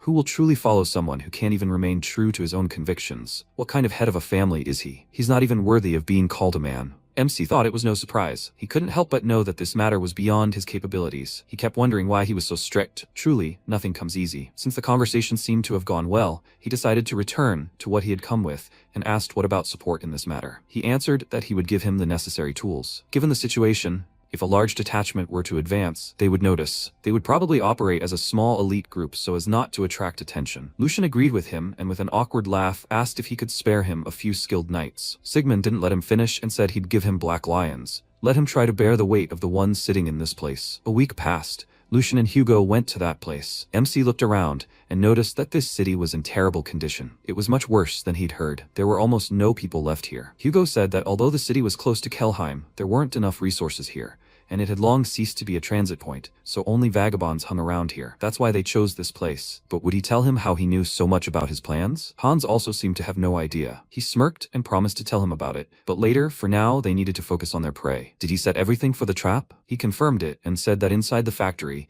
everything exactly matched the fake report. Did they prepare the item he spoke of? They just had to wait for reinforcements to capture him. Noticing how his head was hung dejectedly, Lucian asked if it bothered him that his father had helped them. He answered excitedly that of course it wasn't so. It was a very serious matter. He understood perfectly well that they had no right to make a mistake. He simply regretted his own helplessness. If he had the strength to figure everything out, it would be entirely his merit. MC put a hand on his shoulder and said that he understood his feelings, but they were only at the beginning of the journey. They shouldn't let impatience derail them. Besides, he was only 30. His whole life was ahead of him. Hugo said that he was 23. He was still far from 30, and the age difference between them wasn't that great. MC was shocked by this news. An awkward silence fell between them, and he, clearing his throat, said that he had just turned 20. Hugo smiled sadly and asked him not to correct himself. It would only make things worse. Crows circled in the sky. Lucian looked around and thought that, whatever the case, the appointed time was near. But why were they nowhere to be seen? Suddenly, a voice sounded behind them, striking fear into them. Hugo immediately turned around and drew his sword, about to strike, but the man stopped him and said he was too slow. He couldn't even be called a fighter. Hugo was surprised. He blocked the man's sword with one hand, and he couldn't move. No one had ever surpassed him in strength, and now he felt so helpless. MC told him it was okay. He wasn't an enemy, but he clearly wanted to kill them. With a gloomy expression, he called out to the Black Lion and asked what he was trying to achieve. Hugo immediately jumped away from him and went to his master and asked if the same Black Lion from the rumors was really their reinforcements. The Black Lion is a squad that does all the Valdek family's dirty work in the shadows and answers only to the head of the family. He answered that it was true. They were hunters sent by them to support him. The Black Lion commander, Raymond, greeted him and said that they only wanted to test his assistant's reaction. They had no malicious intent. Lucian reflected that in his past life, he hadn't even been sure of their existence. The terrible rumors about them turned out to be true. He was on guard, but he didn't sense their presence at all. And even now, standing right in front of him, they conceal their aura so perfectly that he can't read anything. Each of them is a true monster. He remembered his father with a smile and thought that the support was truly very powerful. After that, they moved to the inn to talk. MC told the squad that he believed they were already aware of the details of the mission. The Logran family took the bait and were heading here. All they needed was one thing: to take the leader alive. The rest can be killed. They have crossed the line, so there's no need to stand on ceremony. Otherwise, let them act at their own discretion. Raymond reflected that at first he thought the Archduke had sent them simply to do a favor for the third young master, but it seemed that was not the only reason. He maintained his composure even under the sudden attack and showed prudence, assessing their strength and preparing for the worst. Perhaps something will happen soon. He pressed his fist to his chest, saying that he understood everything, and the members of the squad repeated after him. At sunset, the Logran family's carriage arrived in the city. The young master of the Logran house grimaced in disgust and said that it had been such a dreary ride. If not for his father's orders, he would never have gone into such a remote place. The maid gave him a handkerchief, and he got out of the carriage, pressed it to his nose, and thought that he would quickly finish everything and return to the estate. He even found it disgusting to breathe here. He is the fourth son of the House of Logran, Philip Logran. A townsman immediately ran out to greet him excitedly, saying that he had shown disrespect by not knowing about the arrival of such a noble lord. His knight pointed his sword at him and ordered him to stop, saying that if he took even a step, he would kill him. The young man was frightened, and the knight ordered him to identify himself without moving. He bowed his head, asking for forgiveness. He was only there to escort them on orders from Boss Hugo. He was just a pathetic peasant, unworthy of their attention. It was Lucian, and he was glad that everything was going according to plan. Philip ordered the knight to put away his sword. Speaking to such a commoner was beneath his dignity. They went inside the building, and MC thanked the Lord for his mercy, thinking that it looked like the prey would be bigger than he expected. His manners and tones screamed of innate arrogance, and the smugness with which he entered enemy territory without a trace of fear. It must be one of the Marquise's sons. There aren't many guards, about a dozen, as he thought. Most likely, they are Logran's students, and that man who never leaves the boy's side,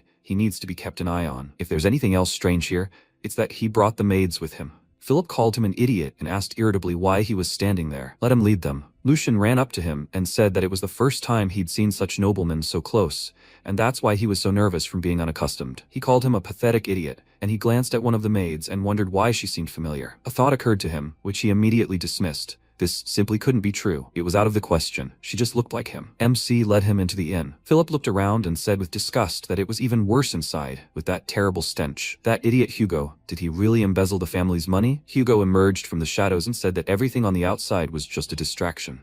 After all, it's what's inside that counts, right? Philip asked, who the hell is he? He replied that he was the steward, Hugo. Since the item requires special care, the preparations had dragged on a bit. Philip remarked that since he'd come out to meet him personally, it meant he wasn't up to any tricks, to which he laughingly asked if he'd really risk angering House Logran for a few coins. Even though he'd been sending them those tedious reports, and since he'd actually come here, they must have been very curious to see the item that would cause Kelheim to rot and crumble to dust. He'll let him see for himself right now. Lucian smiled contentedly and thought that he had such self-control. He lied so calmly, and his voice didn't even waver. Philip called him an insolent dog and said that if he wasn't satisfied with the result, he would be in trouble. He turned to the commoner and ordered him to take it from his master, and MC excitedly ran to Hugo, asking him to get the item he had prepared. Hugo gave it to him, and they nodded slightly at each other. Lucian took the vial, and throwing it into the air with all his might, said that now he would deliver it where it needed to be. Philip became agitated and exclaimed, "What the hell is he doing? Does he even understand what this is?" A knife flew into the vial, the tip broke the glass, and magic began to burst out, glowing brightly. The captain of the guard ordered Philip to hide behind him, and then the magic inside the vial exploded. Lucian and Hugo turned away from the light, shielding their eyes, while everyone else was blinded by a bright flash that extended even beyond the tavern. Then everything suddenly went out, the bright light blinding them. Philip fell to his knees in panic and covered his head with his hands, calling for the guards, but no one answered. He began cursing, threatening to scold them, and in panic, he cried out. Why was no one answering him? His knight called out to him, and he opened his eyes, excitedly calling out to him and asking for protection. Because of the recent flash, everything was blurry in his vision, and only silhouettes were visible. When his vision finally cleared, he realized what had happened. His knight, clutching the wound on his neck, told him to run. They had betrayed them. After that, he collapsed to the floor, and Philip looked at him in horror, and then looked around and saw that all the knights were killed. The Black Lion, Nixon, finished off the last of them, and the maids ran screaming. Philip also screamed in fear, and MC thought the flash of the magic stone emitted a bright light upon impact. It's expensive and difficult to store, so it's rarely used, but there's nothing better for instantly blinding an enemy. And yet to think, they killed all of the Marquise's guards in an instant. The squad leader approached him and reported that all potential threats had been successfully eliminated. They will escort the women and this man, who seems to be in charge here. Lucian swallowed nervously, remembering his father's words, now understanding the burden of one who occupies this position. Philip screamed in fear, telling them not to approach. Do they even know who he is? He is a nobleman, the fourth son of Logran. His voice trembled with fear, and the Black Lion said that His Grace, Archduke Valdek, would decide his fate. Let him surrender peacefully. Philip nervously clenched his teeth and wondered if that disguised peasant was a scion of the Valdek family. If so, he must absolutely not be captured here. He turned to the maids and shouted, "What the hell are they doing there?" He then called the guards outside, but no one answered there either, so he asked, "Is everyone there dead too?" MC had already thought it was all over, but suddenly Philip called out to Felicia, and his gaze immediately changed. Philip said that he allowed her to take the sword, that she could handle it. Felicia gently pushed the maids aside, walked up to the sword, kicked it up, and deftly grabbed it. Lucian thought it couldn't be. The same face and a similar name. Even her aura changed the moment she took up the sword. The sword demon Felix. Was it really him? Philip immediately threw himself at her feet and, grabbing the hem of her dress, began to beg her to get him out of here. If she does this, and he does everything she wants, he promises, no one will reproach her again for her mother's low origins. She remained silent, and he asked her to say at least a word. Didn't she exist to protect him? She ordered him to shut up if he wanted to live. She confidently pointed her sword at the enemies and added that she was already sick of his stupidity. Nixon said it was incredible. Just think. He was hiding behind a woman, having lost the last drops of pride. He turned to her and said that he respected her will to win, but she should not rush to certain death for the sake of foolish bravado. This is the mercy he shows to a woman and a child. She remained silent, and he understood the choice she had made. After that, he reached her in one lunge, pointed the tip of his sword at her face, just a little more, and it would have pierced her eye. But she saw everything in slow motion, catching his every tiny movement and breath. Thanks to this, she blocked his blow, diverting his sword upward. Lightning fast changed her stance and jumped to strike him. The last thing he saw was his reflection on the blade. It seemed he didn't even have time to do anything. She was so fast. MC was surprised. Her reaction speed bordered on precognition, her unconventional and sweeping movements. There was no doubt this was the demon Felix. Even before, his graceful manners were completely out of place in the world of mercenaries. Felix always stood out for his slender figure and delicate features. Now everything was clear to him. Illegitimate daughter. Felicia ran away from her family and lived under the guise of a man named Felix. The Black Lion wiped the blood from his face and said that if he had been even a moment late with his defense, his head would have already rolled on the floor. He still had a lot to learn. He had underestimated her, not even noticing her hidden fangs. He would humble his pride and treat her as an equal opponent. After these words, he released his aura, and Felicia became nervous. She understood that this master was head and shoulders above her, and she definitely couldn't handle him now. She shouldn't even rely on blind luck now. Moreover, there was a swordsman of the same level on the second floor, not to mention one who surpassed even them. She had no chance of survival, but since this was her final blow, she would deliver it without regret. The Black Lion said that it was astonishing that she didn't hesitate even in such a hopeless situation, and besides, she boldly faced Nixon's murderous bloodlust. Raymond meanwhile noticed something. Blood dripped from Nixon's wound. They both braced themselves, then rushed towards each other,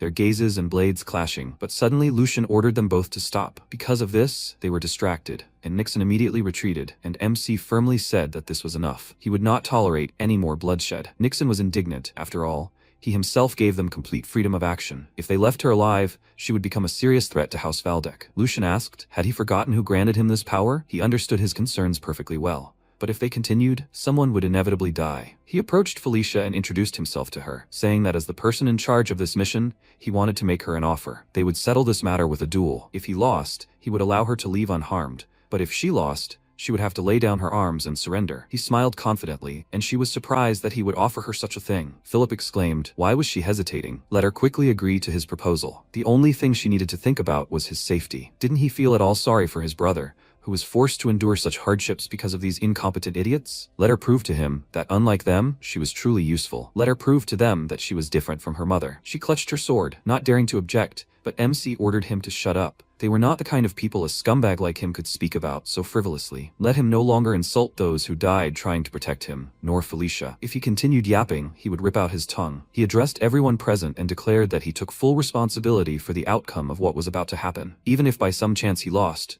He hoped that everyone would keep their word. After that, he turned to Felicia and said that he, the third son of House Valdek, was putting his name on the line and challenging her to a duel. Let her draw her sword for her own sake. Meanwhile, Nixon asked the commander if he was really going to just stand and watch. Although he wasn't giving it his all, since his goal was simply to incapacitate her, she not only deflected the sword, but was even able to wound him. Judging by her stance and mana control, it was obvious that she had no training. But that was nonsense. She has outstanding talent and incredible instincts. With her current level of skill, the third young master will never be able to match her. The young master's courage and judgment are impressive, but combat prowess is something else entirely. He needed to make a decision. Raymond said he was of the same opinion, only this time he wanted to simply observe the situation. The moment the third young master took his sword for a duel, he told him exactly what he understood when they crossed swords. This mysterious talent of the girl with the sword and her exceptional eyes. The third young master sees everything perfectly and is aware of his capabilities. They will watch and find out what he is trying to achieve. Felicia, meanwhile, thought that Lucien Valdek was not at all like the other nobles she knew. He did not stop at disguising himself as a personal servant and scouting out Logran's forces. He himself was entering a seemingly unnecessary duel. She cannot fully understand all his true intentions, but she is sure of one thing: he is no match for her. She pursed her lips and said that she will never forget his mercy. Since he gave her, a simple servant, a chance, if she defeats him, she will accept the shame and quietly leave this place. He said that if he wins, she will go with him to Kelheim. It seemed she had already made up her mind. She confidently pointed her sword at him, and he did the same. She didn't want to leave him with any unnecessary wounds, and thought about incapacitating him with one blow, after which, her gaze changed and she rushed into battle. She jumped up, swung her sword, already thinking that this was the end, but then her eyes widened in surprise. He blocked her blow. He swung his sword, forcing her to retreat, and she thought that the young master's breathing and reflexes were completely unable to keep up with her movements. So how did he manage to block her sword? Before she could notice, he was in front of her, and she managed to block the blow. MC began to press her,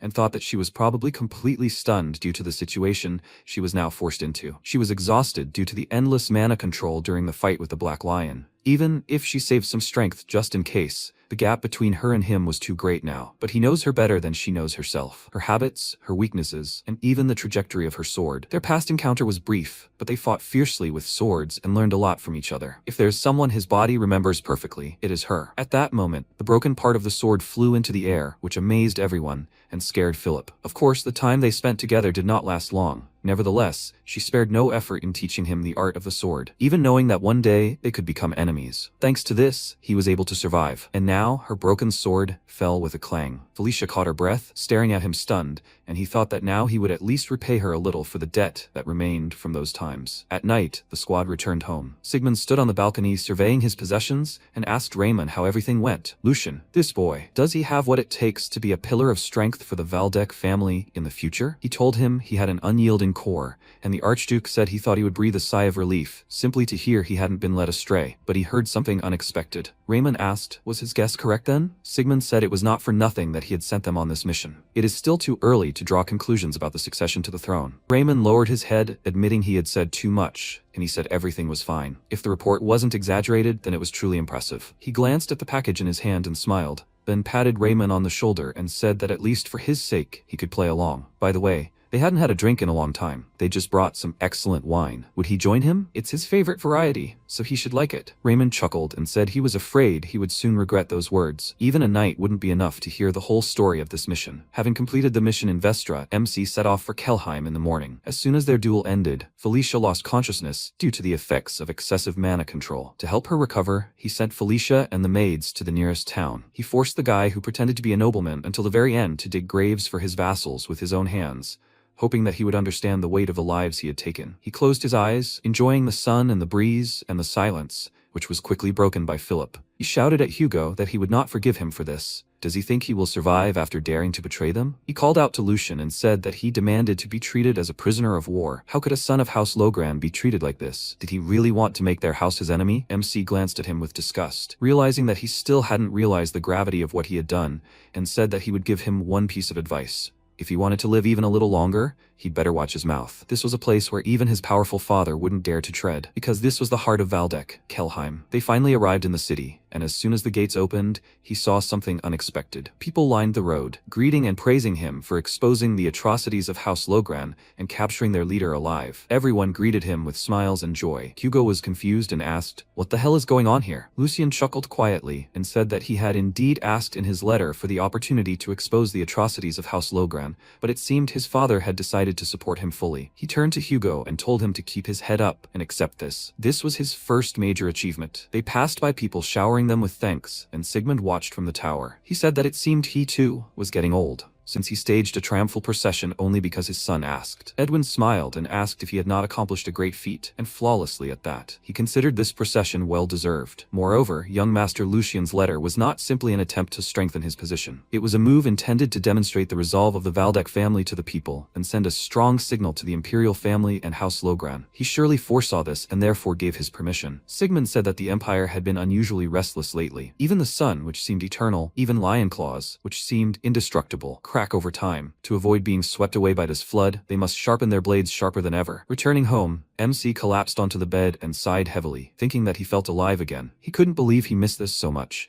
having quickly become accustomed to noble life. The Duke had scheduled a separate report for him for the evening, so he had some free time. The event had borne far more fruit than he had expected. He had secured Felicia earlier than planned, staged a triumphal procession to dispel the bad reputation in one fell swoop, given Hugo powerful motivation for further action, and even established a connection with the Black Lion. Scattered pieces of the puzzle were fitting together to form a step on his path. One step that was slowly bringing him closer to the dragon's throne. He smiled and remembered his fellow mercenaries. If those guys saw him now, they would be scared to death. He decided to stop dreaming and prepare for the next step. While Felicia recovered from the duel, while Hugo trained, he decided to see what he could squeeze out of the Duke. He went to the dining hall, where Sigmund was already waiting for him. They began to eat, and he said that his first mission had been remarkably successful. They compared records and confirmed that the captured child was indeed the Marquise's heir. This is the most irrefutable proof of all. He did an excellent job. He was very happy and said that it was all thanks to him lending him the Black Lion's help. By the way, what will happen to Philip Logran now? The Marquise will not sit idly by to see his own child die before his eyes. The Archduke said that they will find out in time. Bernhard Logran is a snake man. He will not hesitate to sacrifice his own child for the sake of his family. One heir is enough for him to continue the line. Because of this, Lucien became nervous, and his father said that he had nothing to worry about.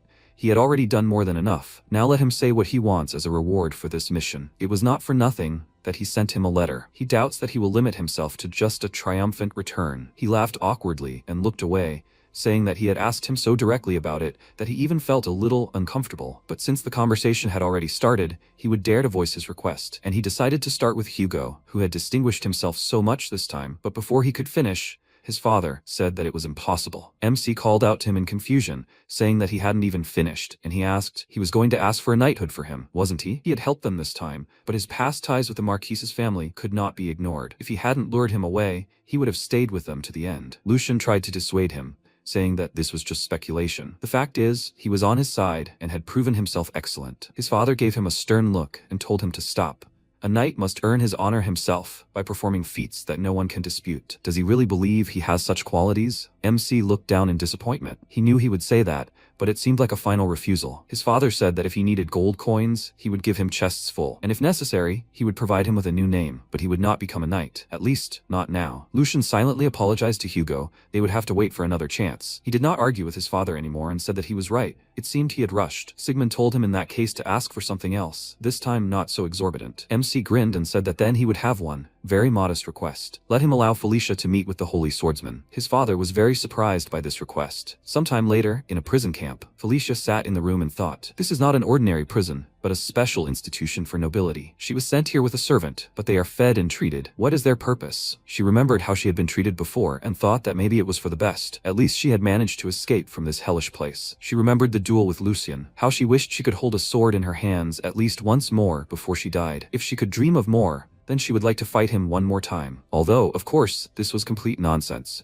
MC entered her room and said that according to the healer, she had problems with mana control. She was suffering from severe exhaustion and fatigue. Was she feeling better? Was she strong enough to hold a sword again? She was surprised by his arrival, but now she was only concerned about his words about the sword. He asked if she was going to stay here forever. Surprisingly, she clearly liked life in prison. He took bread from the plate and took a bite, saying that he hadn't put so much effort into bringing her here for this. He would ask directly, didn't she want to reveal her talent with the sword here? He had no intention of letting her remain an ordinary swordswoman. He would recommend her to become the apprentice of the swordsman Ison. She gritted her teeth and hissed. Was he mocking her now? She exclaimed that it was absurd in itself for a simple servant and a woman like her to become a swordswoman, much less the apprentice of a holy swordsman. Her status was low, but she was not so stupid as to forget her place. Lucian realized that he had been a bit hasty. Her reaction was quite natural. Despite being the illegitimate child of the Marquise, she was not even allowed to hold a sword, let alone learn how to wield one. Instead, she suffered from the envy and persecution of her siblings. The result was the sword demon Felix, who escaped from the house of Logran. He said that he understood why she did not trust him, so she should think carefully before making a decision. Confused, she asked, what did he mean? He said that this meant that he was giving her freedom of choice. He headed for the exit and said at last that she could leave today. So he would say only one thing, let her not give up the sword. She becomes herself only when she holds a sword in her hand. His words pierced her heart, because even her own family had taken the sword from her. She excitedly jumped out of bed and called out to him, asking if she really had the right to this. Could she devote herself only to the sword, throwing away everything else? He answered her that if her heart desired it, he swears on his name that she could do it. When he was still a mercenary, he asked Felix what his dream was. Others dream of living in luxury and honor, but for him, it seemed to him, everything was different. For him, becoming a knight was not a problem. Captain of the Knights, or maybe a noble title? He answered that he had never really thought about it, but if he could only wish for one thing, he would want to devote himself solely to the sword, discarding everything else. That would be enough for him. After that, MC went with her to the training grounds, where he saw his father. He approached him and asked him, confused, what brought him here? He answered that, after all, this was a meeting with the Holy Sword. Did he really think he would miss such an important event? He turned his gaze to the people he had brought, and they immediately bowed to him in greeting. Sigmund asked, so he is Hugo? He looked up at him with a worried look, and he said that he had heard that he had done well this time. However, his past sins were too great to overlook them for the sake of one merit. He immediately lowered his head guiltily and said that there was no justification for his actions, and Sigmund said that, despite knowing this perfectly well, his lord had asked to grant him a knighthood. Moreover, for this, he had given up his own reward. Lucian became agitated, asking what he was talking about, and Hugo thought in surprise, was he asking him for this for his sake? He really intended to keep his word. The Archduke said he was afraid of disappointing him, but he rejected his request. He believed he was not yet ready to shoulder such a burden. Therefore, let him continue to work hard, proving his loyalty with his deeds, so that one day he himself would grant him this title. He would eagerly await that day. Hugo confidently answered him that he would certainly live up to his expectations. After that, Sigmund moved on to Felicia and said that since she grew up in that place, she should understand everything perfectly. The question of the heir had not yet been decided, and Lucian was taking a great risk by standing up for a simple servant. If she could not prove her worth, rumors would spread that he was a pathetic fool, blinded by female beauty. So let her answer him. Does she think she is worth such risks? She mumbled, not knowing what to say, and MC stood up for her. With a confident smile, he told his father that she was certainly worth the risk, and would more than pay for it. Let everyone doubt him now and think his choice stupid. Perhaps even Felicia herself was unsure of herself, but everything would change today. Soon everyone would understand that she was a true diamond, bound only by birth and gender. He turned to her and whispered, why was she frozen? Let her say that she was ready. While she spoke excitedly, he thought he had not been mistaken. The Grand Duke was waiting for them here for a reason. He wanted to personally see the vassals his son had chosen. As if wishing for a tailwind to support the first flap of his child's wings, he came here in person. The Archduke said that since he was so sure of it, they would now check everything. He went to the training ground and told them to prepare to meet the Holy Sword. Lucian bowed, thanking his father for his blessing. Eisen arrived soon after, stroking his beard with interest, and noting that not only the third young master had arrived today, but also his lordship. Sigmund said this was an important event for their family, and as a knight, he simply couldn't contain his curiosity. He asked him to judge her with all severity, without making any concessions for the sake of his son. MC said he wanted to ask him the same, otherwise their agreement with him would be meaningless. Eisen remembered what he had said and turned to the nervous Felicia, saying that since they both insisted, he would conduct the trial with all seriousness. He approached the girl, and her heart pounded faster with excitement. In front of her was indeed a holy sword. It was simply standing next to her, but she felt how the very atmosphere around it had changed. She said she was a great honor to meet him. She wanted to introduce herself, but he said he didn't need names. He thrust the wooden sword into the floor with his power, and said that her blade should speak for her, and they would leave the introduction for later. Let her try to pull out this wooden sword. Lucian thought that the test had begun. He concentrated mana on the tip of the wooden sword and drove it into the floor almost half a meter. Felicia's physical strength alone wouldn't be enough, but if she used mana, she would cope without a problem. However, there was something else. Meanwhile, she took the sword and thought that she wouldn't have a second chance. She needed to act reliably, just like Philip did. If she concentrated mana in her hands, she could do it. She managed to pull the sword out without much effort on the first try, which made her immensely happy. She asked the swordsman with a smile what she should do next, but he only told her with a gloomy expression that this was enough. There was no need to continue. She was surprised and asked what he was talking about. He said that he could see from her face that she didn't understand anything, and she said, confused, that she had simply drawn the sword as he ordered. He took her wrist and said that the reason was obvious. Her internal channels were in terrible condition because she had avoided circulation out of fear of pain. The way she controlled mana was completely disregarding the limits of her body. This was typical behavior of those who rely too much on their talent, another manifestation of arrogance. Considering that she, as a woman, was able to cross blades with a black lion, she certainly had talent, but unfortunately, this would not fix her character flaws. Would such an explanation satisfy her? Let her remember her teacher's instructions and carefully consider her behavior. First of all, she needed to learn to listen to other people's advice. She said that she had never had the opportunity to study with a mentor, and to her shame, she had absolutely no idea what he was talking about. What is circulation? How to control mana? She only watched her brother from afar and tried to imitate him. She is completely ignorant about this, and so she begs him to teach her. He was surprised and asked, does she mean to say that she learned everything without anyone's help, just by observing? That's impossible. After all, she just used mana to draw the sword. She told him that she simply remembered how her brother did it during their sparring and repeated it. Every time the strong aura in her brother's body began to pulse more strongly,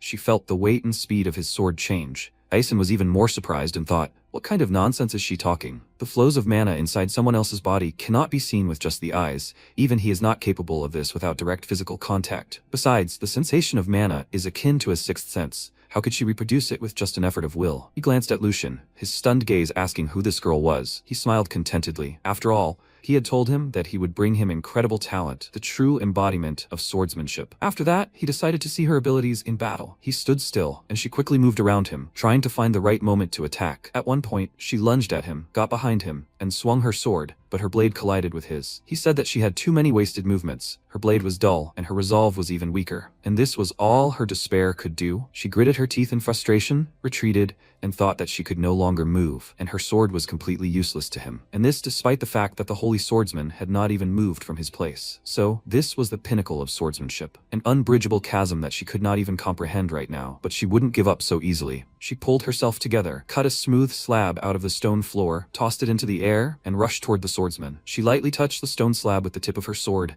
accelerating, and Aizen saw her fighting spirit, which didn't fade even in front of a wall. Freedom of thought, unfettered by experience. But that still wasn't enough. She needed to let it all out. All the resentment she was holding back. He waved his hand, drawing a smooth line on the slab, and it immediately broke in half, revealing Felicia. She rushed at the swordsman, but it was as if she were meeting a formidable beast, causing her to shudder. But despite his terrifying aura, she gathered her strength and swung her sword with a cry, causing the old man to smile faintly. A bright flash of light flashed across the arena from her strike.